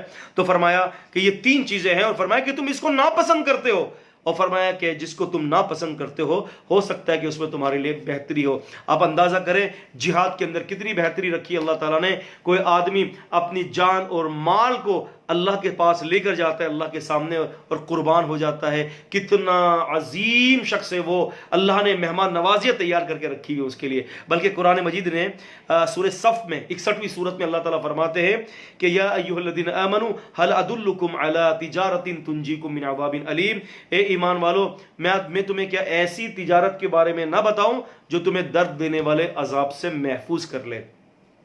ہم بھی کاروبار کرتے ہیں، آپ بھی کاروبار کر سکتے ہیں، لیکن یہ کاروبار ہمیں عذاب علیم سے نہیں بچا سکتے۔ اللہ تعالیٰ فرما رہے کہ آؤ میں تمہیں ایک ایسے کاروبار کی طرف توجہ دلاؤں کہ جب وہ تم بزنس کرو گے، وہ تجارت کرو گے، وہ بیع کرو گے تو اللہ تعالیٰ تمہیں عذاب علیم سے بچا دے گا۔ کون سی؟ تؤمنون باللہ ورسولہ وتجاہدون باموالکم وانفسکم ذالکم خیر لکم ان کنتم تعلمون، تم اللہ اور رسول پر ایمان لاؤ اور اپنے مال اور اپنے جان سے اللہ کے راستے میں جہاد کرو اگر تم جانتے ہو۔ فرمایا تمہارے گناہوں کو بھی معاف کر دے گا اللہ تعالیٰ، اور تمہیں ایسے باغات میں بھیجے گا جس کے نیچے سے نہریں ہیں، وَمَسَاكِينَ طَيِّبَةً فِي جَنَّاتِ عَدْنٍ ذَلِكَ الْفَوْزُ الْعَظِيمُ، اور ایسے ہیں مسکن طیبہ، جنات عدن، ہمیشہ رہنے والی جنتیں، فرمایا کہ اور یہ بہت بڑی کامیابی ہے، اللہ ایسی جنتوں کا تمہیں وارث بنا دے گا. اللہم اجعلنا منہم، اللہم اجعلنا منہم، اللہم اجعلنا منہم. اللہ تبارک و تعالی ہمیں ان میں سے کر دے. تو فرمایا کہ وَعَسَىٰ أَن تُحِبُّ شَيْئًا، اور ممکن ہے کہ جس کو تم پسند کرتے ہو، فرمایا وَهُوَ شَرٌّ لَكُمْ، اسی میں تمہارے لیے شر ہو. گھر میں بیٹھنا تم پسند کرتے ہو ہیں، تم سمجھتے ہو کہ ہم گھر میں بیٹھ جائیں گے تو موت سے بچ جائیں گے. فرمایا کہ نہیں، أَيْنَمَا تَكُونُوا يُدْرِكُمُ الْمَوْتُ وَلَوْ كُنْتُمْ فِي بُرُوجٍ مُشَيَّدَةٍ. فرمایا کہ تم کہیں بھی ہوگے تمہیں موت آ لے گی، تمہیں موت دبوچ لے گی. اگر تم اپنے مضبوط قلعوں کے اندر بھی بند ہو جاؤ گے تو موت تو وہاں بھی آئے گی. واللہ یعلم وانتم لا تعلمون، اور اللہ پاک سب جانتے ہیں اور تم نہیں جانتے، تمہیں خبر نہیں کہ کیا اصل حقیقت ہے. فرمایا یسألونک عن الشہر الحرام، وہ آپ سے حرمت والے مہینوں کے بارے میں پوچھتے ہیں، قتال فیہ، کہ اس کے اندر قتال کرنا چاہیے کہ نہیں کرنا چاہیے. فرمایا قل، اے نبی صلی اللہ علیہ وسلم فرمائیے، قتال فیہ کبیر، اس کے اندر جو ہے لڑنا کبیرہ گناہ ہے. یعنی آپ جو ہے جناب علی بلا وجہ آپ اگر لڑیں اور کبیرہ گناہ کے ارتکاب ہوں گے. فرمایا کہ اس کے اندر آپ سے یہ حرمت والے مہینوں کے بارے میں پوچھا جا رہا ہے تو آپ ان سے کہہ دیں کہ اس میں لڑنا، پہل کرنا کبیرہ گناہ ہے. یہ حرمت والے مہینے کون سے ہیں؟ رسول اللہ صلی اللہ علیہ وسلم کی حدیث کے اعتبار سے امام بخاری رحمۃ اللہ علیہ نے اس کا ذکر کیا ہے صحیح بخاری کے اندر، اور کتاب الصوم ہے، جلد نمبر 3 ہے. فتح الباری کے ساتھ حدیث کا نمبر جو ہے 1898 اور 1899 ہے. اور اسی طرح سے جو ہے صحیح بخاری کتاب التفسیر اور جلد نمبر جو ہے وہ 9 ہے، اور صفحہ نمبر جو ہے وہ 340 ہے. یہ صحیح بخاری کے اندر ہے. المنتظم ابن الجوزی کے اندر جو ہے جلد نمبر 2 ہے اور صفحہ نمبر 49 کے اندر. اور اسی طرح سے جو ہے صحیح بخاری کے اندر کتاب الطب کے اندر بھی حدیث موجود ہے، اور کتاب و تفسیر کے اندر بھی دوسری جگہ پر بھی حدیث موجود ہے کہ رسول اللہ صلی اللہ علیہ وسلم فرماتے ہیں کہ 4 مہینے حرمت والے، 3 مہینے ایک دوسرے کے ساتھ لگاتار ہیں اور ایک مہینہ الگ ہے. ذوالقعدہ، ذوالحجہ، محرم اور رجب، یہ 4 مہینے نبی صلی اللہ علیہ وسلم کی حدیث کے مطابق یہ حرمت والے ہیں. یہ 4 مہینے کیا ہیں؟ یہ 4 مہینے حرمت والے ہیں. تو ان حرمت والے مہینوں میں عہد جاہلیت میں بھی لوٹ مار اور خون ریزی حرام سمجھی جاتی تھی. اور واقعہ دراصل یہ ہے کہ سن 2 ہجری میں رسول اللہ صلی اللہ علیہ وسلم نے سیدنا عبداللہ بن جہش رضی اللہ تعالیٰ عنہ کی سرگردی میں فوج کا ایک دستہ تیار کر کے جہاد پر روانہ فرمایا. انہوں نے کافروں کے ایک قافلے پر حملہ کیا جس سے ان کا ایک آدمی مارا گیا اور بعض کو مال سمیت گرفتار کر لیا. تو انہوں نے یہ چلانا شروع کر دیا کہ حرمت کے مہینے کو جو ہے تم نے پامال کر دیا، حرمت کے مہینے میں تم نے ہمارے آدمی کو قتل کر دیا، لوٹ مار کر دی. تو اللہ تبارک و تعالیٰ نے جو ہے ان آیتوں کا ذکر فرمایا، اور اللہ تبارک و تعالیٰ نے آگے جو اس کی آیتیں آ رہی ہیں فرمایا کہ دیکھو حرمت والے مہینے کا حرمت کرنا یہ تو اللہ تعالیٰ ہمیں سکھاتا ہے، یہ اللہ تعالیٰ کی تعلیم ہے، لیکن تم جہاں تک یہ موازنہ کر رہے ہو تو تم نے کیا کیا؟ فرمایا کہ وَكُفْرٌ بِهِ وَالْمَسْجِدِ الْحَرَامِ، تم نے تو وَصَدٌّ عَنْ سَبِيلِ اللَّهِ، تم نے مسلمانوں کو اللہ کے رستے سے روکا، مسجد حرام سے روکا، وہاں کے لوگوں کو نکال دیا. اللہ تعالیٰ فرماتے ہیں کہ اکبر عند اللہ، کہ ان حرمت والے مہینوں میں لڑنے سے زیادہ بڑا گناہ اللہ کے نزدیک وہ ہے جس کو تم ہمیشہ کرتے ہو. تم نے تو حرمت والے مہینے میں یہ کیے، اگر انہوں نے تمہارے کسی ایک آدمی کو مارا یا انہوں نے تمہارا قافلہ لوٹ لیا تو تم یہ کہہ رہے ہو کہ انہوں نے حرمت والے مہینے کو پامال کر دیا. اللہ تعالیٰ فرماتے ہیں کہ اس سے بڑے گناہ کے کام تو تم کرتے ہو. والفتنۃ اکبر من القتل، اور فرمایا کہ دیکھو یہاں تو ایک آدمی قتل ہوا ہے نا، تم تو فتنہ پھیلا رہے ہو. اور تم فتنہ کیا پھیلا رہے ہو؟ تم شرک کو پھیلا رہے ہو سرزمین پر، اللہ کی زمین پر. اللہ تبارک و تعالیٰ کے معاملات کو ہٹا کر تم جو ہے وہ مخلوق کو آگے لا رہے ہو، تم جو ہے جناب مخلوق کے نظام کو لا رہے ہو. تم کیا کرتے ہو کہ تم اللہ تبارک و تعالیٰ کی توحید، ربوبیت، الوہیت اور اسماء و صفات میں اللہ کے بندوں کو شریک کرتے ہو. تو فرمایا کہ یہ قتل سے تو کئی گنا زیادہ وہ عمل خطرناک ہے جو تم شرک کرتے ہو. وَلَا يَزَالُونَ يُقَاتِلُونَكُمْ حَتَّى يَرُدُّوكُمْ عَنْ دِينِكُمْ إِنِ اسْتَطَاعُوا، فرمایا یہاں تک کہ تمہیں تمہارے دین سے یہ پھیر دیں گے، وہ ہمیشہ تم سے لڑتے رہیں گے. وَلَا يَزَالُونَ، وہ ہمیشہ تم سے مسلمانوں لڑتے رہیں گے، یہاں تک کہ يُقَاتِلُونَكُمْ، وہ تم سے لڑتے رہیں گے، حتیٰ یہاں تک کہ يَرُدُّوكُمْ، وہ تمہیں پھیر دیں گے، عَنْ دِينِكُمْ، تمہارے دین سے، إِنِ اسْتَطَاعُوا، اپنی طاقت کے موافق جتنے چوٹی کا زور لگاتے رہیں گے، یہ کوشش کرتے رہیں گے کہ تمہیں تمہارے دین سے پھیر دیں. فرمایا وَمَن يَرْتَضِدْ مِنْكُمْ عَنْ دِينِهِ، اور جو کوئی ان کے بہکاوے میں آ کر ہیں ان کی لالچوں کے اندر آ کر دین اسلام سے پھر گیا تو فرمایا فَيَمُوتْ اور توبہ کیے بغیر مر گیا وَهُوَ کافرون تو وہ کافر ہے اور فَأُولَئِكَ حَبِطَتْ أَعْمَالُهُمْ تو یہ وہ لوگ ہیں کہ جن کے سارے اعمال برباد ہیں اور فرمایا فی الدنیا والآخرہ دنیا میں بھی اعمال برباد اور اعمال کا صلہ آخرت میں ملتا ہے وہ صلہ بھی برباد وَأُولَئِكَ أَصْحَابُ النَّارِ اور یہی لوگ جہنم کے آگ والے ہیں اور یہ اس میں ہمیشہ رہیں گے۔ یہاں پر ایک بات اور بھی قابل غور ہے، حرمت والے مہینوں میں لڑائی کی حرمت اکثر فقہاء کے نزدیک سورہ توبہ کی یہ آیت جو ہے فَاقْتُلُوا الْمُشْرِكِينَ حَيْثُ وَجَدتُّمُوهُمْ کی وجہ سے منسوخ ہو گئی کہ فرمایا کہ تم مشرکوں کو قتل کرو جہاں بھی تم ان کو پاؤ۔ تو اہل علم مفسرین یہ کہتے ہیں کہ یسألونک عن الشہر الحرام قتال فیہ قل قتال فیہ کبیر، کہتے ہیں کہ یہ منسوخ ہو گیا ہے۔ تو بعض علماء اس طرف بھی کہے ہیں، اور جیسے کہ قرآن مجید کے اندر جو ہے سورہ توبہ اگر ہم پڑھتے ہیں سورہ نمبر 9 آیت نمبر 36 میں فرمایا فَلَا تُظْلِمُوا فِيهِنَّ أَنفُسَكُمْ ان حرمت والے مہینوں میں اپنے آپ پر ظلم نہ کرو وَقَاتِلُوا الْمُشْرِكِينَ كَافَّةً كَمَا يُقَاتِلُوكُمْ كَافَّةً يُقَاتِلُونَكُمْ كَافَّةً کہ مشرکوں سے لڑو جیسے کہ وہ تم سے لڑتے ہیں۔ تو علماء کہتے ہیں کہ یہاں سے اس حکم کو جو ہے منسوخیت ثابت ہو رہی ہے کہ اس حکم کو منسوخ کر دیا کہ تم حرمت والے مہینے میں نہیں لڑ سکتے۔ اس سے علماء یہ کہتے ہیں کہ اس سے یہ بات پتہ چلتی ہے کہ حرمت والے مہینوں میں لڑنے کی اجازت کا سبب یہ ہے کہ کفار چونکہ ان مہینوں میں بھی مسلمانوں سے لڑنے کے لیے آمادہ رہتے ہیں، اگر وہ آمادہ ہوں تو اگر تم نے لڑنا ہے تو پھر تم لڑ سکتے ہو۔ یہ معنی اکثر مفسرین نے ذکر کیا ہے۔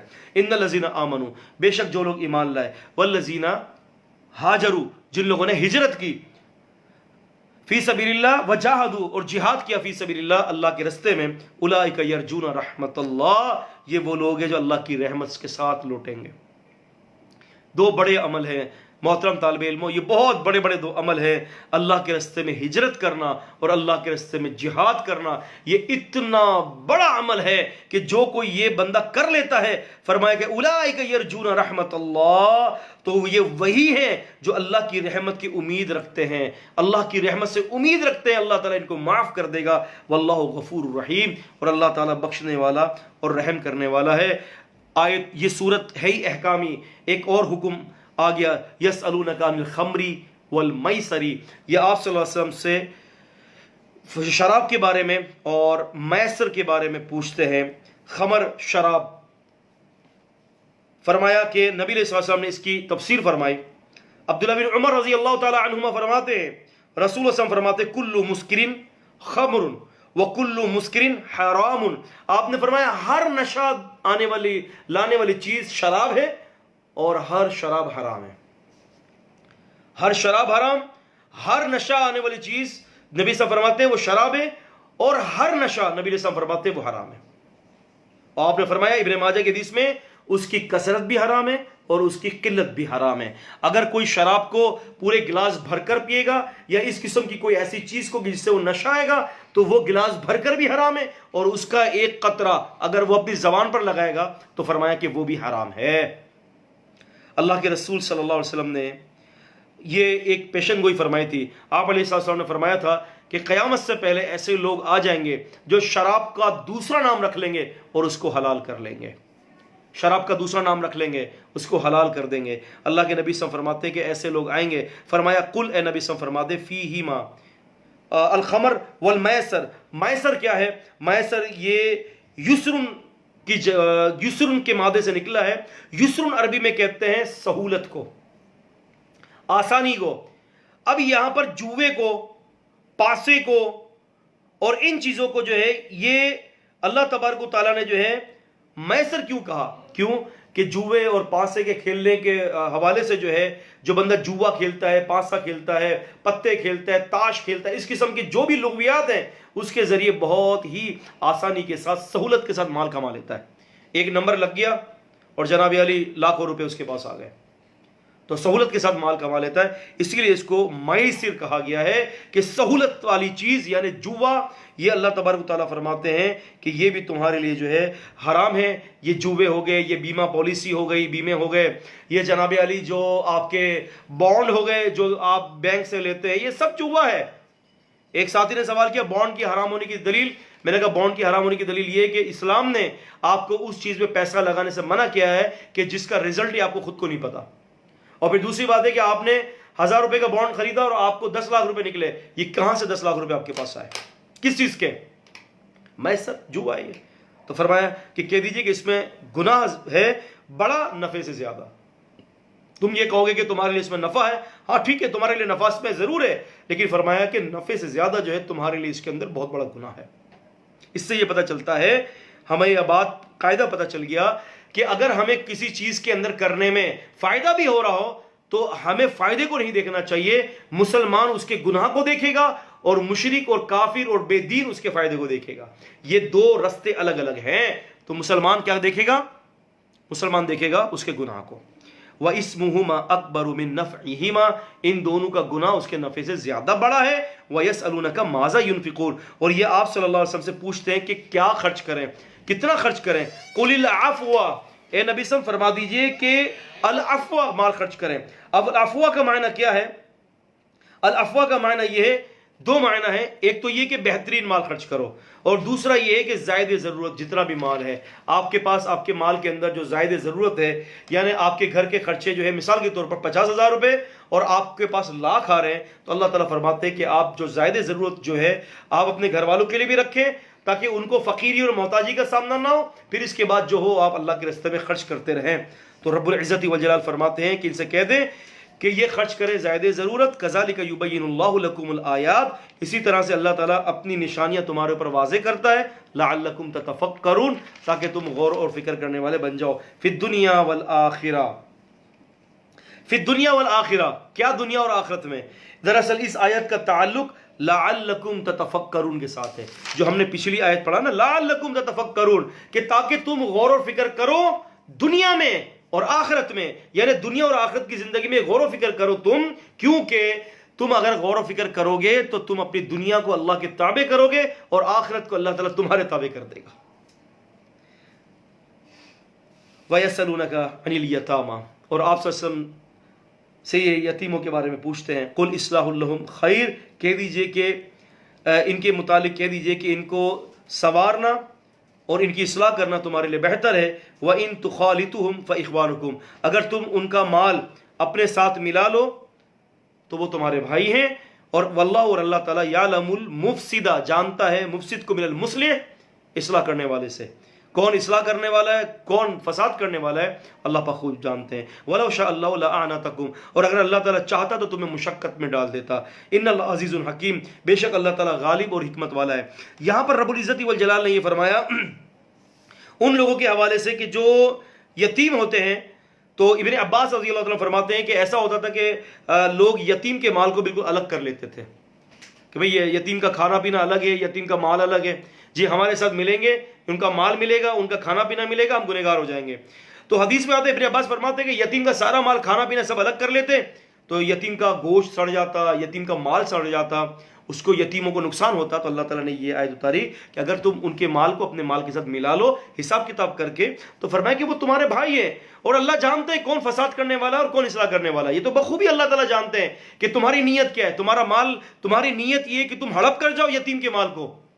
وَتَأْكُلُونَ التُّرَاثَ أَكْلًا لَمًّا وَتُحِبُّونَ الْمَالَ حُبًّا جَمًّا، کہ تم جلدی جلدی مال ہڑپ کر جاؤ یتیموں کا. تو اللہ تعالیٰ اس کو جانتے، اور اگر تم ایسا نہیں کرتے اور تم ایسا نہیں چاہتے تو اللہ تعالیٰ بھی جانتے ہیں کون اصلاح کرتا ہے. اور اگر اللہ چاہتا تو تمہیں مشقت میں ڈال دیتا، تمہارے لیے ایسے ایسے قانون اتار دیتا کہ تم شدید مشقت میں آ جاتے. لیکن فرمایا کہ اللہ تعالیٰ غالب اور حکمت والا ہے. اللہ تعالیٰ بڑا ہی غالب ہے، بڑا ہی اپنے کام میں حکمت کے ساتھ اپنے بندوں کے لیے فیصلہ نازل فرماتا ہے. یہاں پر رب العزت والجلال نے اپنے حوالے سے یہ بات فرما دی کہ اللہ تعالیٰ بڑے ہی غالب ہیں، بڑے ہی حکمت والے ہیں. اس کا غلبہ یہ ہے کہ تمہیں مشقت میں ڈال دیتا، اور اس نے اگر تمہیں مشقت میں نہیں ڈالا تو یہ اس کی حکمت ہے. الحمدللہ ہم نے آج سورہ بقرہ کی کئی ساری آیتیں سمجھی ہیں. اب ہم تھوڑا سا جو ہے، جیسا کہ میں نے کل طالب علموں سے یہ کہا تھا کہ انشاءاللہ ہم کچھ قادیانیت کے حوالے سے، مرزا غلام قادیانی کی گندے عقائد اور غلیظ عقائد کے حوالے سے ہم انہی کی کتابوں سے کچھ بات کریں گے. تو آئیے ہم اپنی گفتگو کا آغاز کرتے ہیں. صرف مجھے آپ 10-12 سیکنڈ دے دیں، میں ذرا پانی پی لوں، پھر انشاءاللہ تعالی ہم جو ہے اس کو شروع کرتے ہیں. بسم اللہ. میں یہ سیدھے ہاتھ سے پانی پی رہا ہوں، آپ کو بایاں ہاتھ لگ رہا ہے. میں اس لیے ہر بار یہ کہتا ہوں کہ ہو سکتا ہے کہ کوئی نئے ساتھی ہوں.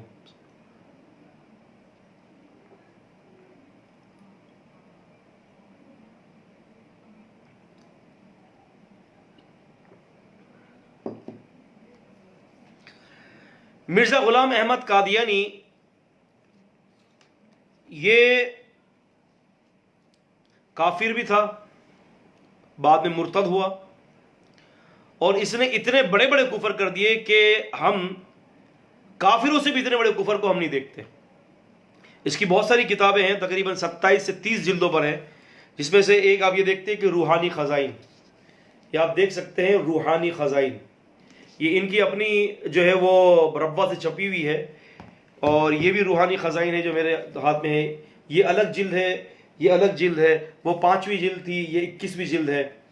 اور یہ آپ دیکھ رہے ہیں نا عزیز طالب علم، اس قسم کی تقریباً ان کی 30 سے زیادہ جلدیں ہیں. الحمدللہ یہ جو ہے ہماری نظروں میں ہیں یہ ساری جلدیں اللہ تعالیٰ کی توفیق سے. اب انہی کتابوں کے اندر اس کا کیا عقیدہ ہے، روحانی خزائن ہو گیا، انجام آتم ہو گیا، اور اسی طرح سے جو ہے وہ تتم وحی ہو گیا، اور بہت ساری جو ان کی جو کتابیں ہیں اس کے اندر جو ہے بہت ساری شرکیہ عقائد لکھے ہوئے ہیں. رشوت اور کردار کے حوالے سے میں نے کل یہ کہا تھا آپ سے کہ کسی نبی کو جو بھی نبوت کا دعویٰ کرتا ہے پہلے اس کی زندگی دیکھی جاتی ہے کہ اس کی سابقہ زندگی نبوت سے پہلے کیسی تھی. آئیے ہم اس کے حوالے سے مرزا قادیانی کے حوالے سے جو ہے ہم بات کرتے ہیں، اور سارے ساتھی کوشش کریں کہ زیادہ تر ابھی لوگوں کو جمع کریں، دوسرے لوگوں تک یہ پیغام پہنچائیں، فوراً جو ہے اس کو جو ہے وہ مدعو کرنا شروع کر دیں اپنے دوستوں کو، تاکہ جو ہے یہ بہت بڑی یہ ختم نبوت کی خدمت ہے. تو ہم بسم اللہ کرتے ہیں اس پر. اس کی کردار کے حوالے سے، رشوت کے حوالے سے، یہ بڑا راشی تھا، یہ رشوت بھی لیتا تھا. لہٰذا رئیس قادیان کے اندر صفحہ نمبر 24 کے اندر، انہی کی کتاب ہے رئیس قادیان، اس کے اندر یہ لکھا ہوا ہے کہ مرزا صاحب کے واقف کاروں کا بیان ہے کہ موصوف یعنی مرزا نے سیالکوٹ کچہری کی ملازمت کے دوران رشوت ستانی سے خوب ہاتھ رنگے، اور یہی ناجائز کمائی تھی جس کے وجہ سے اس نے 4000 کا زیور اپنی بیوی کو بنوایا. یہ انہی کی کتابوں کے اندر، یہ انہی کے ماننے والے کہتے ہیں کہ مرزا نے جب نبوت کا دعویٰ نہیں کیا تھا، اس سے پہلے اس نے جو ہے وہ رشوت لے کر ناجائز کمائی کو جمع کر کے اپنی بیوی کو اس موقع پر اس دور میں 4000 روپے کا جو ہے وہ زیور دیا تھا. اس سے یہ پتہ چلتا ہے کہ یہ اس دور کا جو ہے رشوت خور بھی تھا. کہتا ہے خدا اور مرزا میں ازدواجی زندگی. استغفر اللہ العظیم. قل هو اللہ احد، ایک دفعہ قل هو اللہ پڑھ لیجئے. قل هو اللہ احد اللہ الصمد لم یلد ولم یولد ولم یکن له کفوا احد. مرزا صاحب کہتے ہیں کہ میں عورت کے وجود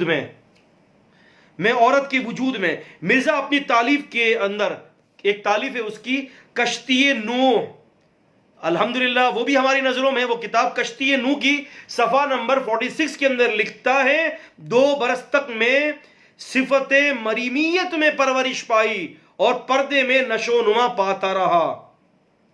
یعنی 2 برس تک یہ عورت بن گئی، کہتا ہے کہ میں عورت بن گیا، اور پھر کہتا ہے کہ خدا اور مرزا میں ازواجی تعلقات بھی قائم ہوئے. استغفر اللہ العظیم. کہتا ہے کہ مجھے خدا سے ایک نہانی تعلق قائم ہوا، نہانی تعلق جو قابل بیان نہیں. نہانی تعلق کیا تھا؟ آج سمجھ سکتے ہیں کہ میاں بیوی کے تعلق کو یہاں پر یہ نہانی تعلق کہتا ہے. اور یہ بات کہاں لکھی ہوئی ہے؟ یہ بات براہین احمدیہ کے اندر لکھی ہے، جلد نمبر 5 ہے، اور صفحہ نمبر جو ہے وہ 63 کے اندر اس نے بات لکھی ہے کہ مجھ سے اللہ تعالیٰ نے تعلق کو جوڑا. پھر لکھتا ہے یہ کہتا ہے کہ حضرت مسیح موعود مرزا صاحب نے ایک موقع پر اپنی حالت یہ بیان کی کہ کشف کی حالت پر مجھ سے ایسی طاری ہو گئی گویا کہ آپ عورت ہیں، اور اللہ تعالیٰ نے رجولیت کی قوت کا اظہار کیا. استغفر اللہ العظیم من هذه الافوات، کہ اللہ تعالیٰ نے اس سے رجولیت کا معاملہ کیا. اور کہتا ہے یہ کہ ایسی کیفیت طاری ہو گئی کہ میں عورت تھی.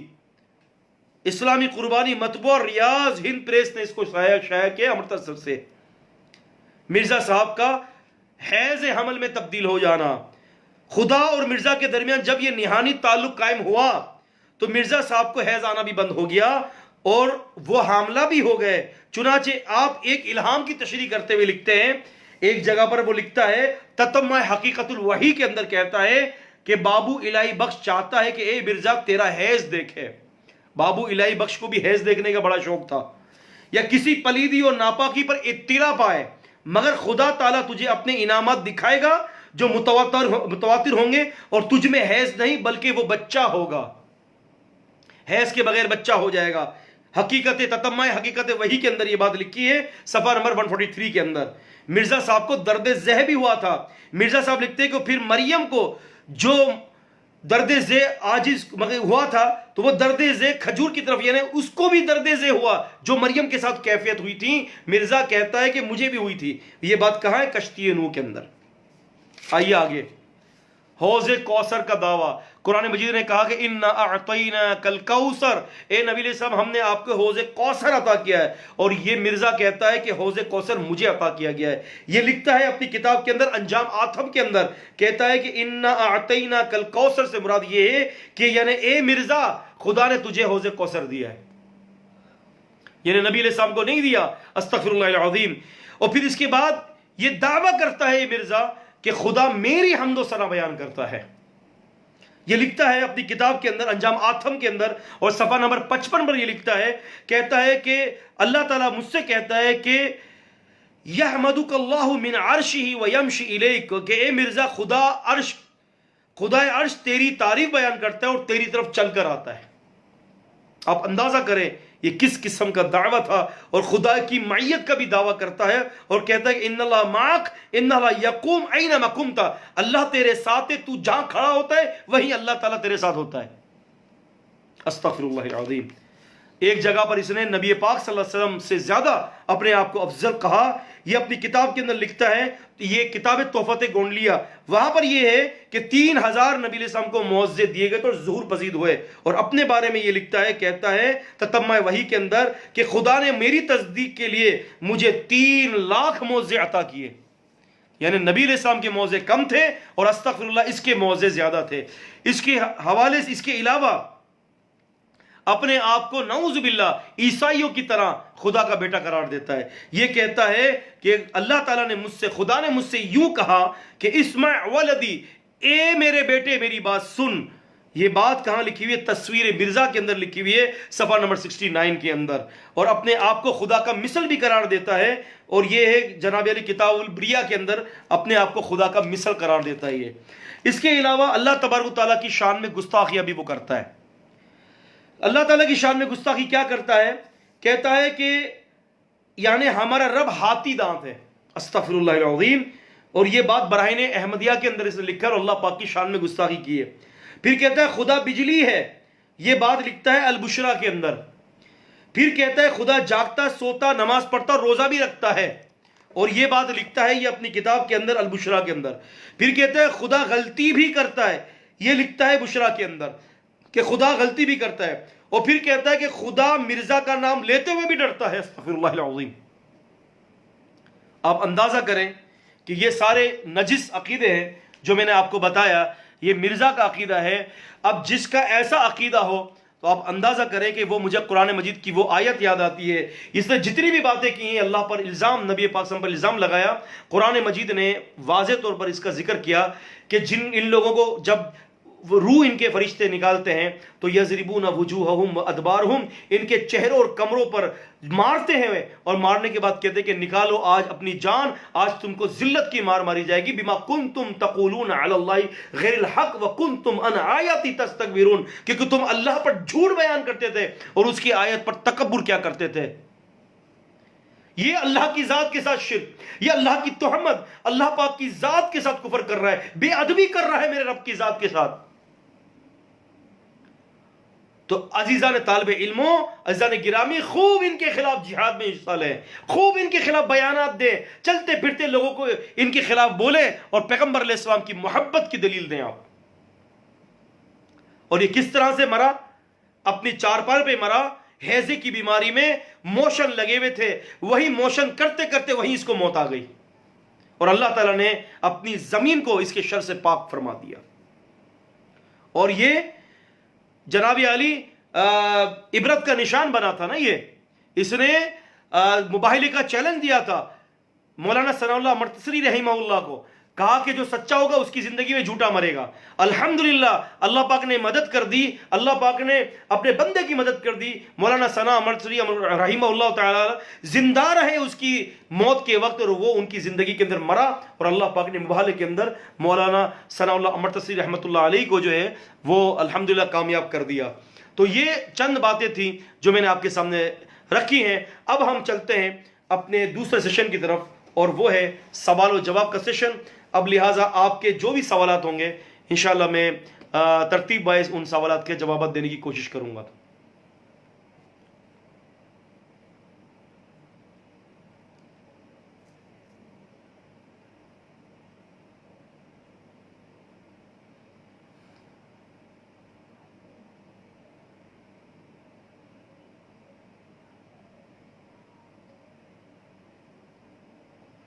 بہت سارے ساتھیوں نے مجھے سلام کہا ہے, وعلیکم السلام ورحمۃ اللہ وبرکاتہ. بہت سارے بھائیوں نے مجھے کہا کہ آپ کیسے ہیں؟ الحمدللہ فی کل حال, اللہ تعالیٰ کا احسان ہے, آپ لوگوں پر بھی اللہ پاک کی شفقتیں ہوں, اللہ تعالیٰ سب پر رحمت نازل فرمائے. میں دیکھ رہا ہوں آپ کے اگر کوئی سوالات ہوں تو میں اس کے سوالات کے جوابات دوں.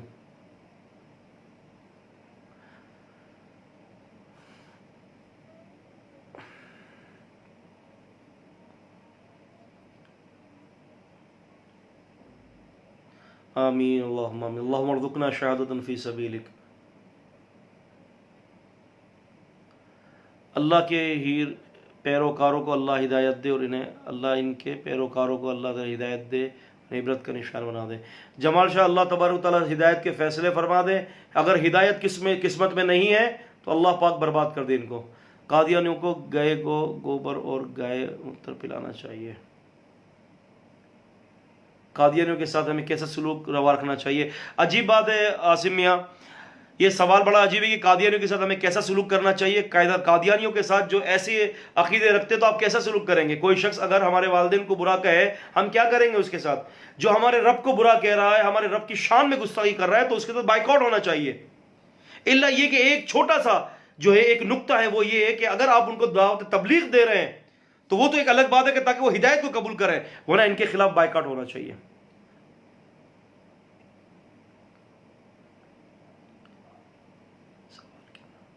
جی زوال کے وقت آپ قرآن پڑھ سکتے ہیں. زوال کے وقت قرآن پڑھنے کی ممانعت نہیں ہے, زوال کے وقت نماز پڑھنے کی ممانعت ہے.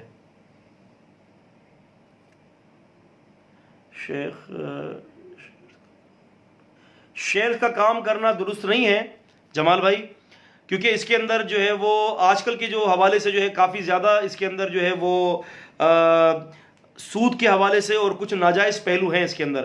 بعض علماء اس کو جائز قرار دیتے ہیں, لیکن میں آپ کو یہ مشورہ دوں گا کہ اس کی تحقیق کے لیے, مکمل تحقیق کے لیے آپ جو ہے ایک کتاب پڑھیں جو دارالاندلس, غالباً دارالاندلس والوں نے چھاپی ہے. اس کتاب کا نام یہ ہے کہ جدید فقہی مسائل.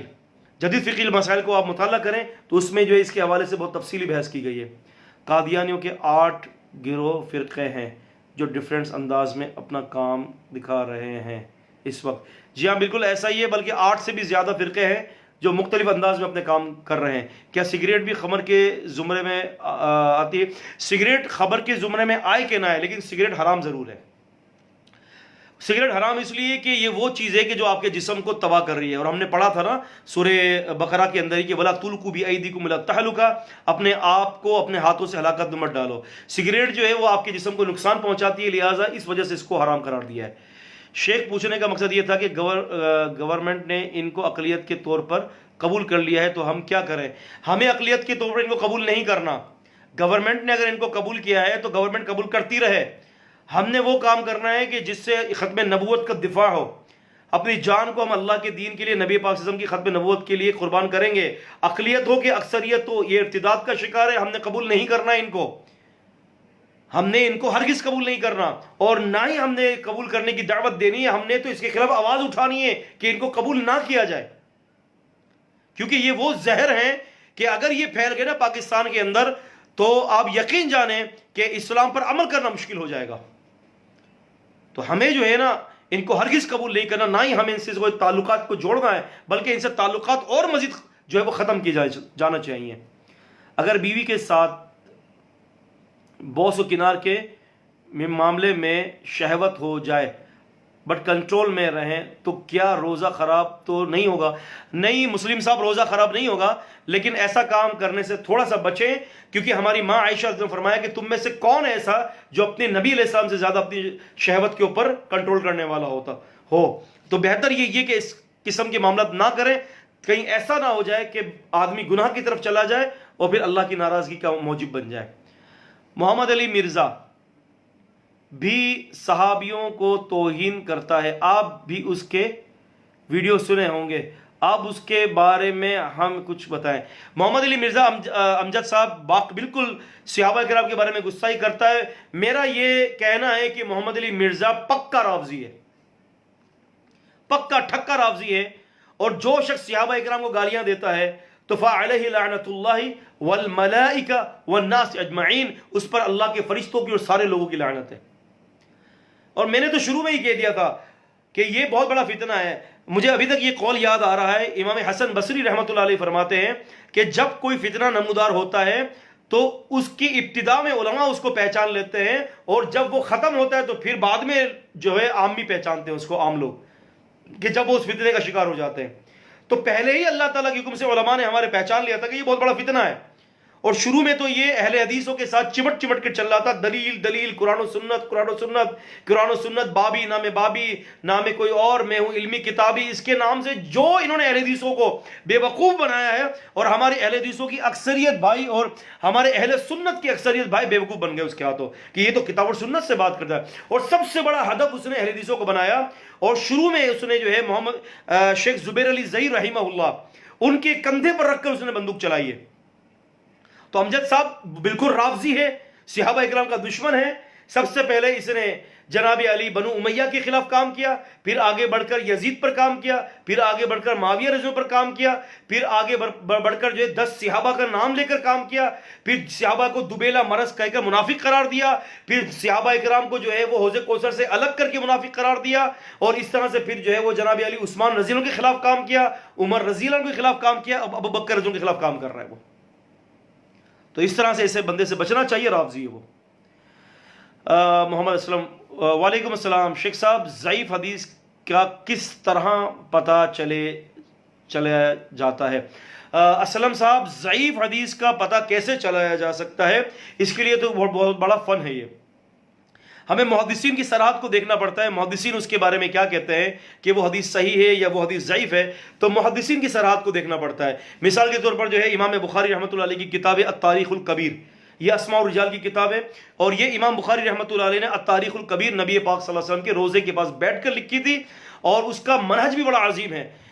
तो इमाम बुखारी रहमतुल्लाह का तारीख़ुल कबीर है, खतीब बगदादी रहमतुल्लाह अलैह की तारीख़ बगदाद है, और इसी तरह से इमाम बुखारी रहमतुल्लाह अलैह की तारीख़ुल औसत भी है, तारीख़ सग़ीर भी है, और इसी तरह से इमाम अबू हातिम रहमतुल्लाह के जर्ह व तादील भी है, और इसी तरह से इमाम मिज़्ज़ी रहमतुल्लाह अलैह की तहज़ीबुल कमाल है, इसी तरह से इमाम इब्न हजर अस्क़लानी रहमतुल्लाह की लिसानुल मीज़ान है, इब्न हजर अस्क़लानी रहमतुल्लाह अलैह की जो है जनाब तहज़ीबुत तहज़ीब है, इब्न हजर अस्क़लानी रहमतुल्लाह की तक़रीबुत तहज़ीब है, और इसी तरह से इमाम ज़हाबी की जो है वो तारीख़ुल इस्लाम है, इमाम ज़हाबी की सीर अलामुन नुबला है। ये सारी रिजाल की किताबें, वहाँ से रावियों की बहस पता चलती है और उसूलों के मुताबिक पता चलता है कि रावी रिवायत बयान करने वाला वो किस दर्जे का है। फिर जब रावियों को देखने के बाद फिर हदीस के ऊपर ज़ौफ़ या किसी और चीज़ का हुक्म लगता है। और असलम साहब याद रखें कि किसी हदीस पर सेहत का हुक्म सिर्फ रावी को देखकर नहीं, बल्कि तकरीबन 60 से ज़्यादा कानून है कि एक हदीस 60 से ज़्यादा कवानीन से गुजरने के बाद फिर उसके ऊपर जो है वो सेहत या ज़ौफ़ का हुक्म लगता है। नदीम ज़िया साहब कहते हैं कि अगर हम कोई ऐसी सूरत पढ़ते हैं जिसमें सुजूद हो तो वो क्या करना चाहिए? सजदा सूरत के अंदर अगर सजदा आ जाता है तो नदीम साहब हमें सजदा करना चाहिए, और उसको भी करना चाहिए जो सुन रहा है, भले वो पढ़े ना, उसको भी सजदा करना चाहिए। और अगर कोई सजदा छोड़ देता है किसी सबब पर तो इंशाल्लाह उम्मीद है कि गुनहगार नहीं होगा, लेकिन ये कि उसको सजदा करना चाहिए। क्या सिगरेट भी खमर के ज़ुमरे में आता है? मैंने इसका जवाब दे दिया है। अगर बीवी के साथ बोसो किनार, इसका भी जवाब दे दिया है। कुल मन बियदिल मलकुत कुल्ल शैइन व हुवा युजीज़ु वला युज़ारु अलैहि इन कुंतुम तफ़अलून। आपने कहा था कि अल्लाह ने इख्तियार दिया है लोगों को, लेकिन कुरान में نفی قرآن میں ایک تو نگاہ قرآن میں نفی، آپ کو نظر آ رہا ہے یہ سوال دانیال کا؟ اچھا، اس آیت میں اختیار کے بتائے کہ اختیار تحت الاسباب یا اختیار فوق الاسباب، اور اللہ نے شیطان کو اختیار کون سا دیا ہے، فوق اسباب یا تحت الاسباب؟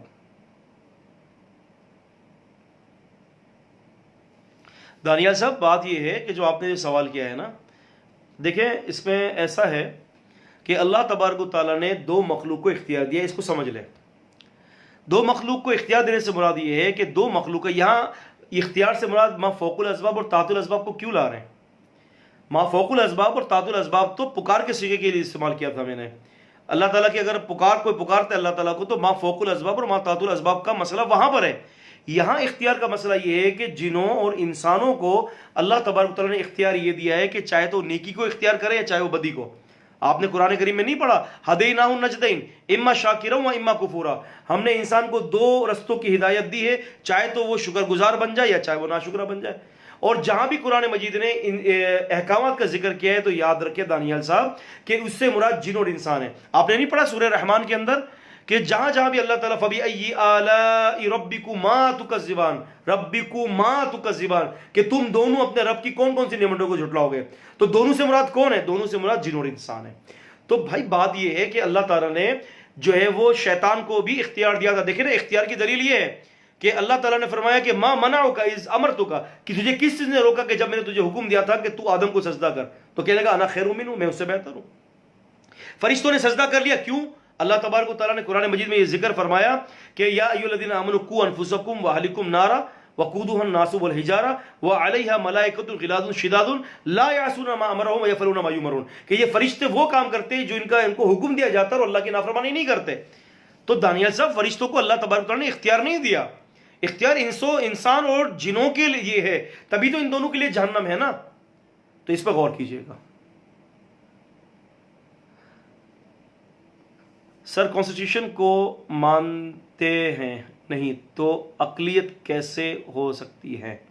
اقلیت ہونے کے لیے ضروری ہے کہ وہ کانسٹیٹیوشن کو مانے، اور اگر وہ کانسٹیٹیوشن کو مانتے ہیں تو کانسٹیٹیوشن میں لکھا ہے کہ وہ کافر ہے۔ اثر بالکل ایسا ہی ہے کہ ہمارے دستور کے اندر لکھا ہوا ہے کہ وہ کافر ہے۔ کانسٹیٹیوشن جو ہے ہمارا جو پاکستان کا جو دستور ہے 1971 میں جو آئین بنا تھا، اس آئین کے اندر ان کو جو ہے وہ کافر لکھا گیا ہے، بالکل ایسا ہی ہے۔ لیکن اب یہاں پر کون سی دیر لگتی ہے ابو زید صاحب جو ہے وہ دستور کو تبدیل کرنے میں، کون سی دیر لگتی ہے؟ آپ دیکھیں کشمیریوں کے لیے پورے دستور کو تبدیل کر دیا، جبکہ کشمیر کے لیے دستور تھا کہ کشمیر کے اندر صرف کشمیری مکان بنائے گا، ایسا ہی تھا نا ہے؟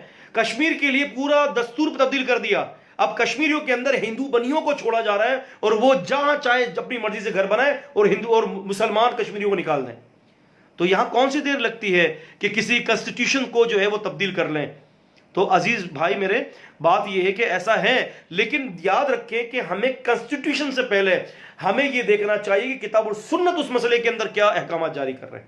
میں آپ کو ایک بات بتاتا چلوں، ایک نبی علیہ السلام کے دور میں ایک نبی علیہ السلام کا گستاخ تھا، اس کو اللہ کے رسول نے قتل کا حکم دے دیا، مر گیا، اس کو زمین نے قبول نہیں کیا۔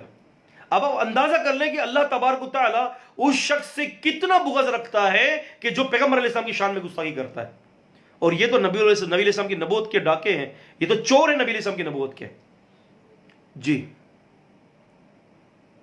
لیکن انجینئر حدیث پیش کرتا ہے۔ دانیال میں آپ سے یہ بات کروں، مجھے یہ بتائیے کہ اللہ تبارک و تعالیٰ فرماتے ہیں کہ وَلَا تَقْرَبُوا الصَّلَاةَ، تم نماز کے قریب ہی مت جانا۔ تو مجھے یہ بتائیے کہ اب آپ سے کل سے کیا نماز چھوڑیں گے؟ میں نے تو دلیل دی ہے، سورہ نساء سورہ 4 کی آیت نمبر 43 میں ہے وَلَا تَقْرَبُوا الصَّلَاةَ۔ تو اگر کوئی یہ کہتا ہے کہ جی میمن صاحب تو دلیل دیتے ہیں نا، میمن صاحب تو دلیل دیتے ہیں، وہ دلیل کیا دے رہے ہیں؟ وہ دلیل یہ دے رہے ہیں کہ جی نماز سے قریب نہ جاؤ، آج سے نماز بھی نہیں ہے۔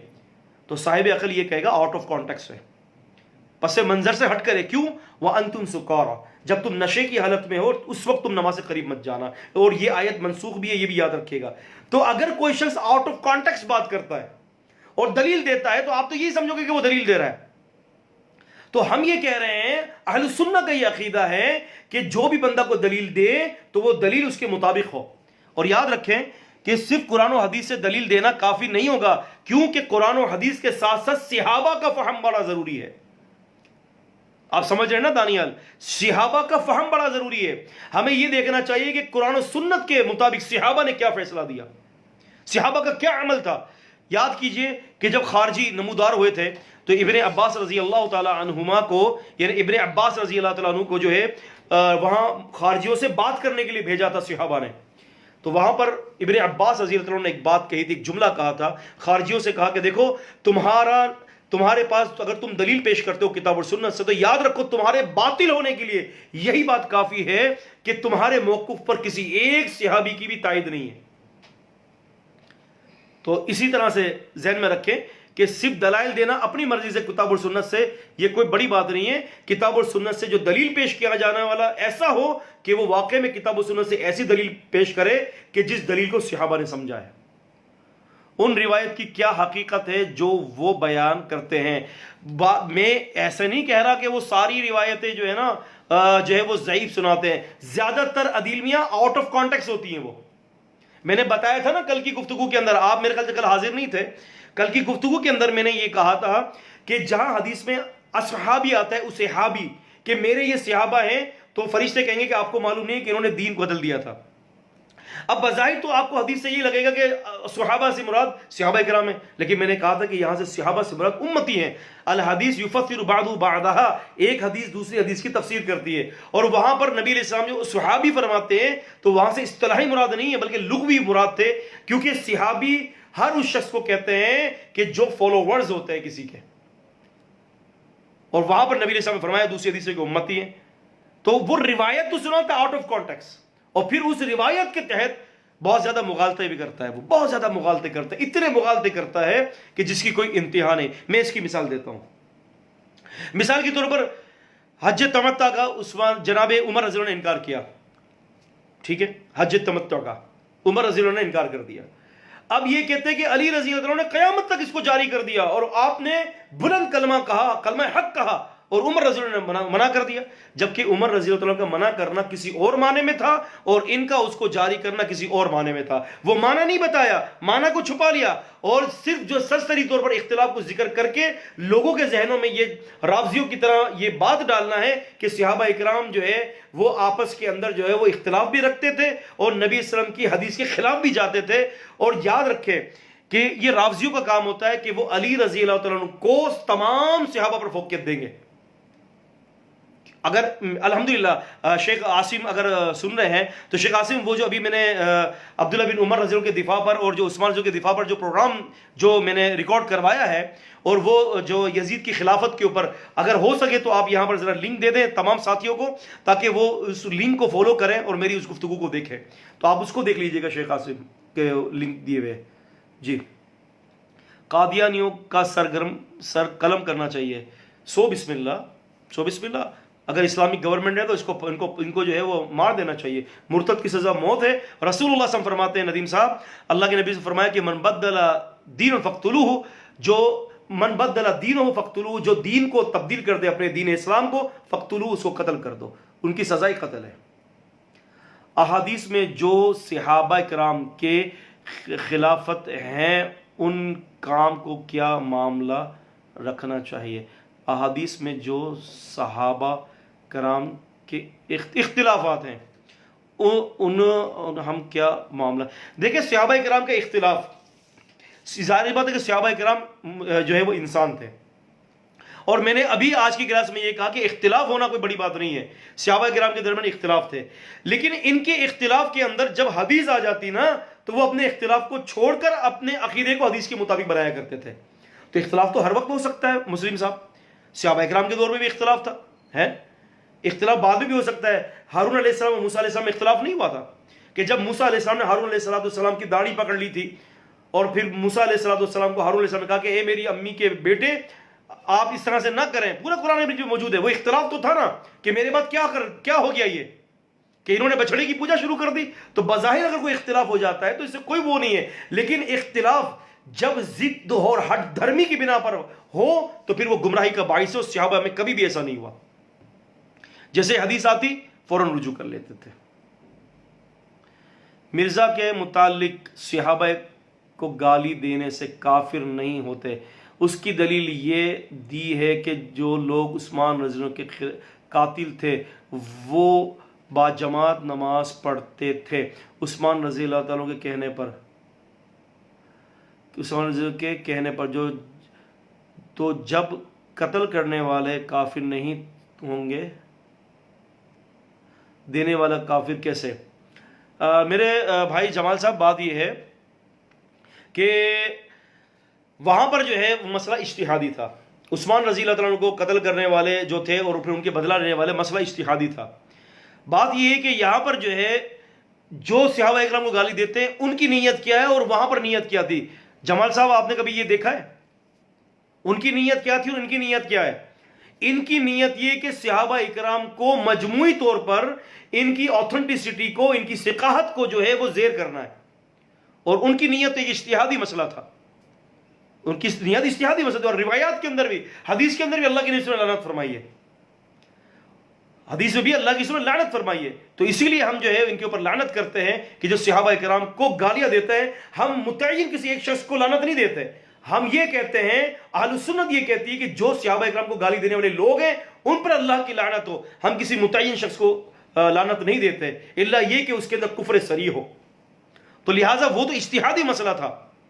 لیکن آج کے دور میں اجتہادی مسئلہ نہیں ہے. آج کے دور میں ضد اور عناد ہے. سونے سے پہلے سورۃ سجدہ اور سورۃ الملک پڑھنا صحیح ہے. جہاں تک مجھے بھی یاد پڑ رہا ہے سورہ سجدہ اور سورہ ملک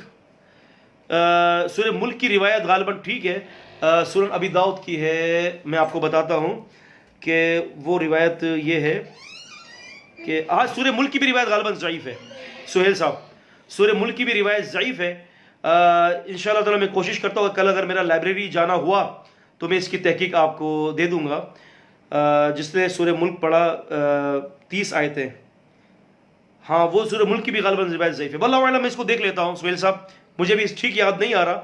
اگر میرا کل لائبریری جانا ہوا تو انشاءاللہ سہیل صاحب میں یہ کام کر لوں گا اور میں آپ کے اس مسئلے کو لکھ لیتا ہوں تاکہ مجھے یاد رہے.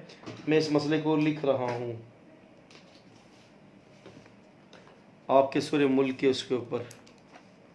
سورہ ملک اور سجدہ کی تحقیق سوتے وقت انشاءاللہ میں نے لکھ لیا ہے. اسماعیل صاحب انشاءاللہ میں اللہ تعالیٰ کی توفیق سے انشاءاللہ کوشش کرتا ہوں کل آپ کے اس کی بات کا اس کی تحقیق کر کے جواب دے دوں گا. جی مفتی صاحب کچھ لوگ کہتے ہیں کہ نبی پاک صلی اللہ علیہ وسلم پوری دنیا کو دیکھتے ہیں اور سنتے ہیں، کیا صحیح ہے؟ شرک ہے؟ اگر ہے تو شرک کیسے ہے؟ دیکھیں دانیال، بات یہ ہے کہ جو لوگ یہ کہتے ہیں کہ نبی صلی اللہ علیہ وسلم پوری دنیا کو دیکھتے ہیں، پوری دنیا کو جانتے ہیں، تو بات یہ ہے کہ یہ طاقت اور یہ قدرت اور اختیارات تو صرف اللہ پاک کے پاس ہے نا.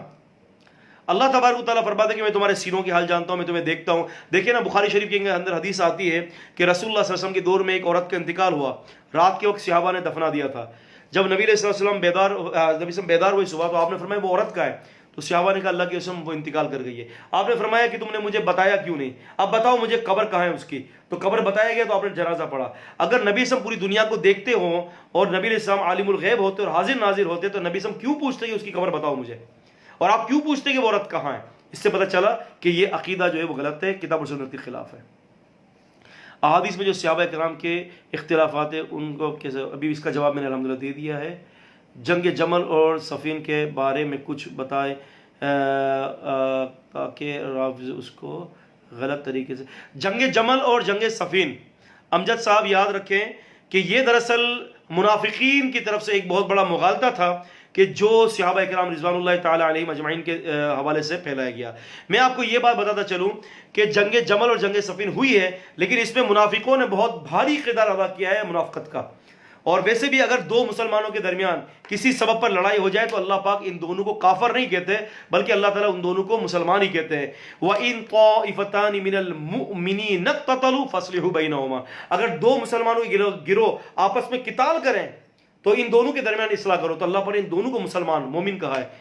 وَإِن طَائِفَتَانِ مِنَ الْمُؤْمِنِينَ اقْتَتَلُوا فَأَصْلِحُوا بَيْنَهُمَا، کہ ان دونوں کے درمیان اصلاح کر دو. تو پتہ چلا کہ دو لڑنے والے کسی غلط فہمی کی بنا پر اگر لڑ جاتے ہیں تو ہوتے یہ دونوں مومن ہیں، لیکن ہو سکتا ہے کہ ان دونوں میں کسی ایک کی اجتہاد کی غلطی ہو. تو اجتہاد کی غلطی تھی، اللہ تعالیٰ ان کو معاف فرمائے. ہمارے لیے کیا حکم ہے؟ یہ تو ان کے آپس کے مسائل تھے نا. مثال کے طور پر میرا باپ اور میرا دادا آپس میں لڑتے ہیں، یہ مثال دے رہا ہوں میں.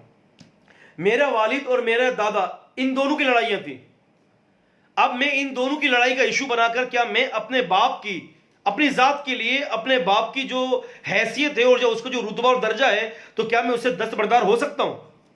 بتائیے امجد صاحب، نہیں ہو سکتا نا، کیونکہ یہ معاملہ تو میرے باپ اور میرے دادا کا ہے. مجھے کیا کرنا ہے؟ What should I do? مجھے کیا کرنا چاہیے اس مسئلے پر؟ مجھے یہ کرنا چاہیے کہ میں اپنے باپ کی اصلاح کروں اور میں اپنے والد کی جو ہے جو تعظیم اور جو اس کی تکریم ہے اس کو بجا لاؤں. تو بالکل اسی طرح سے صحابہ اکرام رضوان اللہ تعالیٰ علیہم اجمعین کا اگر آپ مجموعی طور پر دیکھیں تو یہ لوگ رحماء بینہم تھے، آپس میں رحیم تھے. قرآن نے گواہی دی ہے، تراہم رکعا سجدا یبتغون فضلا من اللہ ورضوانا. اے نبی کبھی تو ان کو رکوع میں دیکھے گا، کبھی کو سجدے میں دیکھے گا ان کو، اور یہ ہمیشہ اللہ تعالیٰ کے فضل کے متلاشی رہتے ہیں. صحابہ کرام کی تو یہ سیرت ہے.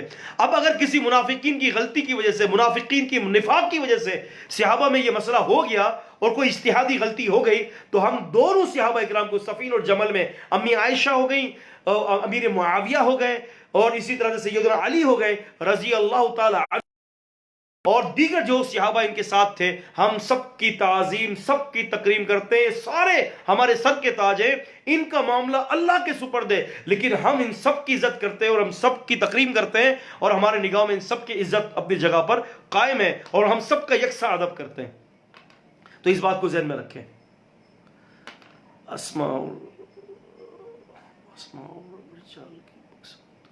ابو زید صاحب کہہ رہے ہیں کہ سر اسماء اور رجال کی بکس اردو میں اویلیبل ہے کیا؟ میں نے صرف ایک کتاب، ہاں 2-3 کتابیں میں نے دیکھی ہیں اسماء اور رجال کی. ایک ابن اسیر کی اسد الغابہ ترجمے میں آ گئی ہے، اور ایک تذکرۃ الحفاظ سیوطی کی، ذہبی کی ہے تذکرۃ الحفاظ، وہ بھی اردو میں آ چکی ہے. اور اسی طرح سے طبقات ابن سعد، طبقات الکبریٰ ابن سعد کی، وہ بھی اردو میں آ چکی ہے، وہ بھی رجال ہے. تو 2-4 کتابیں رجال کی جو ہے اردو میں آ چکی ہیں.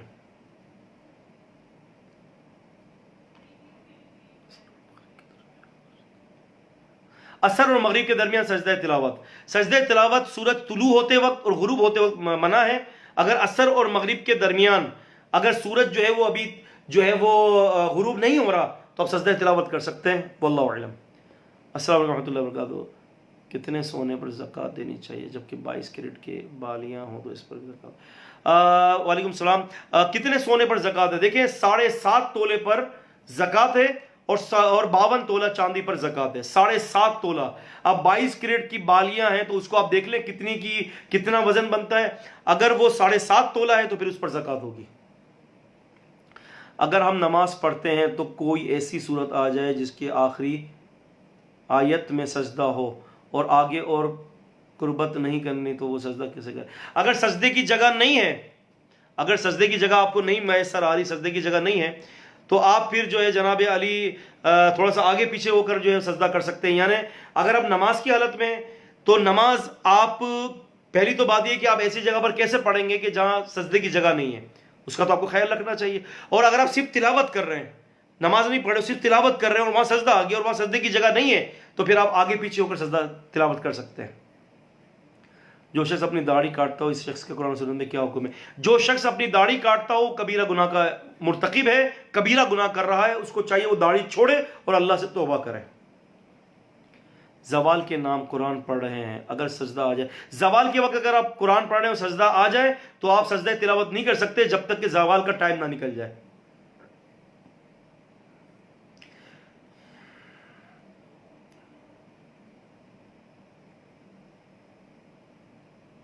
سر محمد علی مرزا اردو کانٹیکس کو یوز کر کے بات کرتے ہیں ہمیشہ، اور اپنی مرضی کا مطلب نکالتے ہیں، اور اسے عربک بغیر حرکات کے پڑھنے ہی نہیں آتی. جی بالکل میں جانتا ہوں ابو زید صاحب، میں جانتا ہوں، بالکل ایسا ہی ہے. وہ اپنی مطلب کی بات نکالتے ہیں، عربی پڑھنے آتی نہیں ہے، اور چلے ہیں علماء کو چیلنج کرنے کے لیے.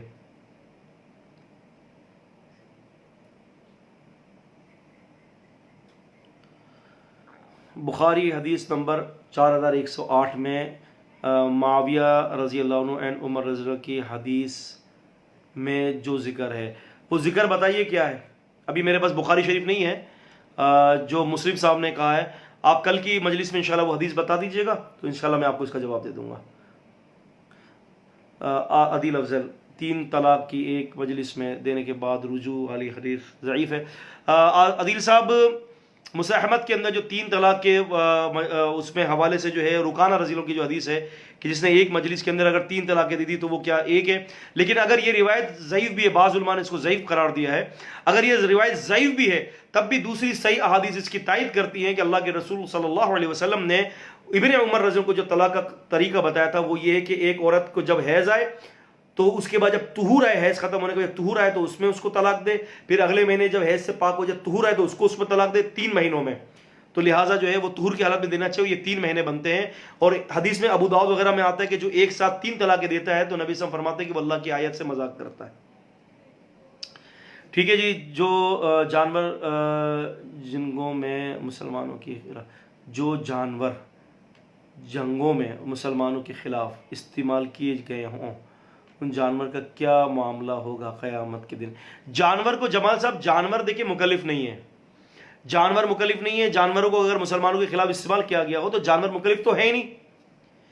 مکلف وہ انسان ہے جو جانور پر چڑھا ہوا ہے اور اس کو اللہ تعالیٰ نے جو جانور پر چڑھ کر جو مسلمانوں کے خلاف جو ہے وہ اس جانور کو استعمال کر رہا ہے تو قرآن نے اس جانور سے بڑا جانور اس کو قرار دیا جو اس کے اوپر سوار ہے، جو اللہ کے دین کے خلاف لڑ رہا ہے اور مسلمانوں کے خلاف لڑ رہا ہے. تو جانوروں کا کوئی حکم نہیں ہے، جانور کے لیے کوئی عذاب اور ثواب نہیں ہے. موبائل فون میں دیکھ کر قرآن محمد اسلم صاحب موبائل فون پر دیکھ کر قرآن پاک پڑھنا صحیح ہے کیا؟ دیکھیں موبائل فون پر قرآن پاک دیکھ کر پڑھنا ٹھیک ہے. اگر آپ بیٹھے بیٹھے تلاوت کر رہے ہیں، مصحف نہیں کھول رہے اور قرآن پاک کو کھول رہے ہیں تو وہ کوئی حرج نہیں ہے اس میں. اور یہاں پر بھی یہ بھی بتاتا چلوں ساتھیوں سے کہ محمد علی مرزا نے اس بات پر یہ کہا ہے کہ صحابہ کرام کو جو ہے وہ کم اجر ملے گا اور تمہیں جو موبائل میں جو دیکھ کر پڑھ رہا ہے اس کو ڈبل اجر ہے. یہاں پر بھی مرزا صاحب نے جو ہے صحابہ کرام کی توہین کی ہے، ان کے اجر پر حرف گیری کی ہے. تو اسلم صاحب موبائل اگر کوئی موبائل کے اندر کوئی اگر ڈاؤن لوڈ کیا ہوا ہے قرآن مجید اس میں بیٹھ دیکھ کر پڑھ رہا ہے تو کوئی حرج نہیں ہے. اللہ پاک اس کو ثواب اتنا ہی عطا کریں گے انشاءاللہ تعالی، کیونکہ ایک حرف پر پڑھنے پر اجر ہے، چاہے وہ مصحف ہاتھ میں لیا ہو یا کوئی اور چیز ہو. واللہ اعلم.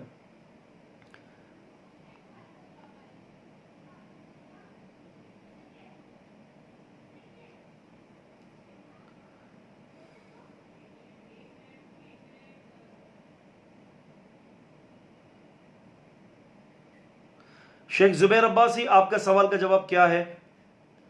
یا علی مدد کہنا صحیح ہے؟ یا علی مدد کہنا شرک ہے ندیم صاحب، یا علی مدد کہنا حرام ہے.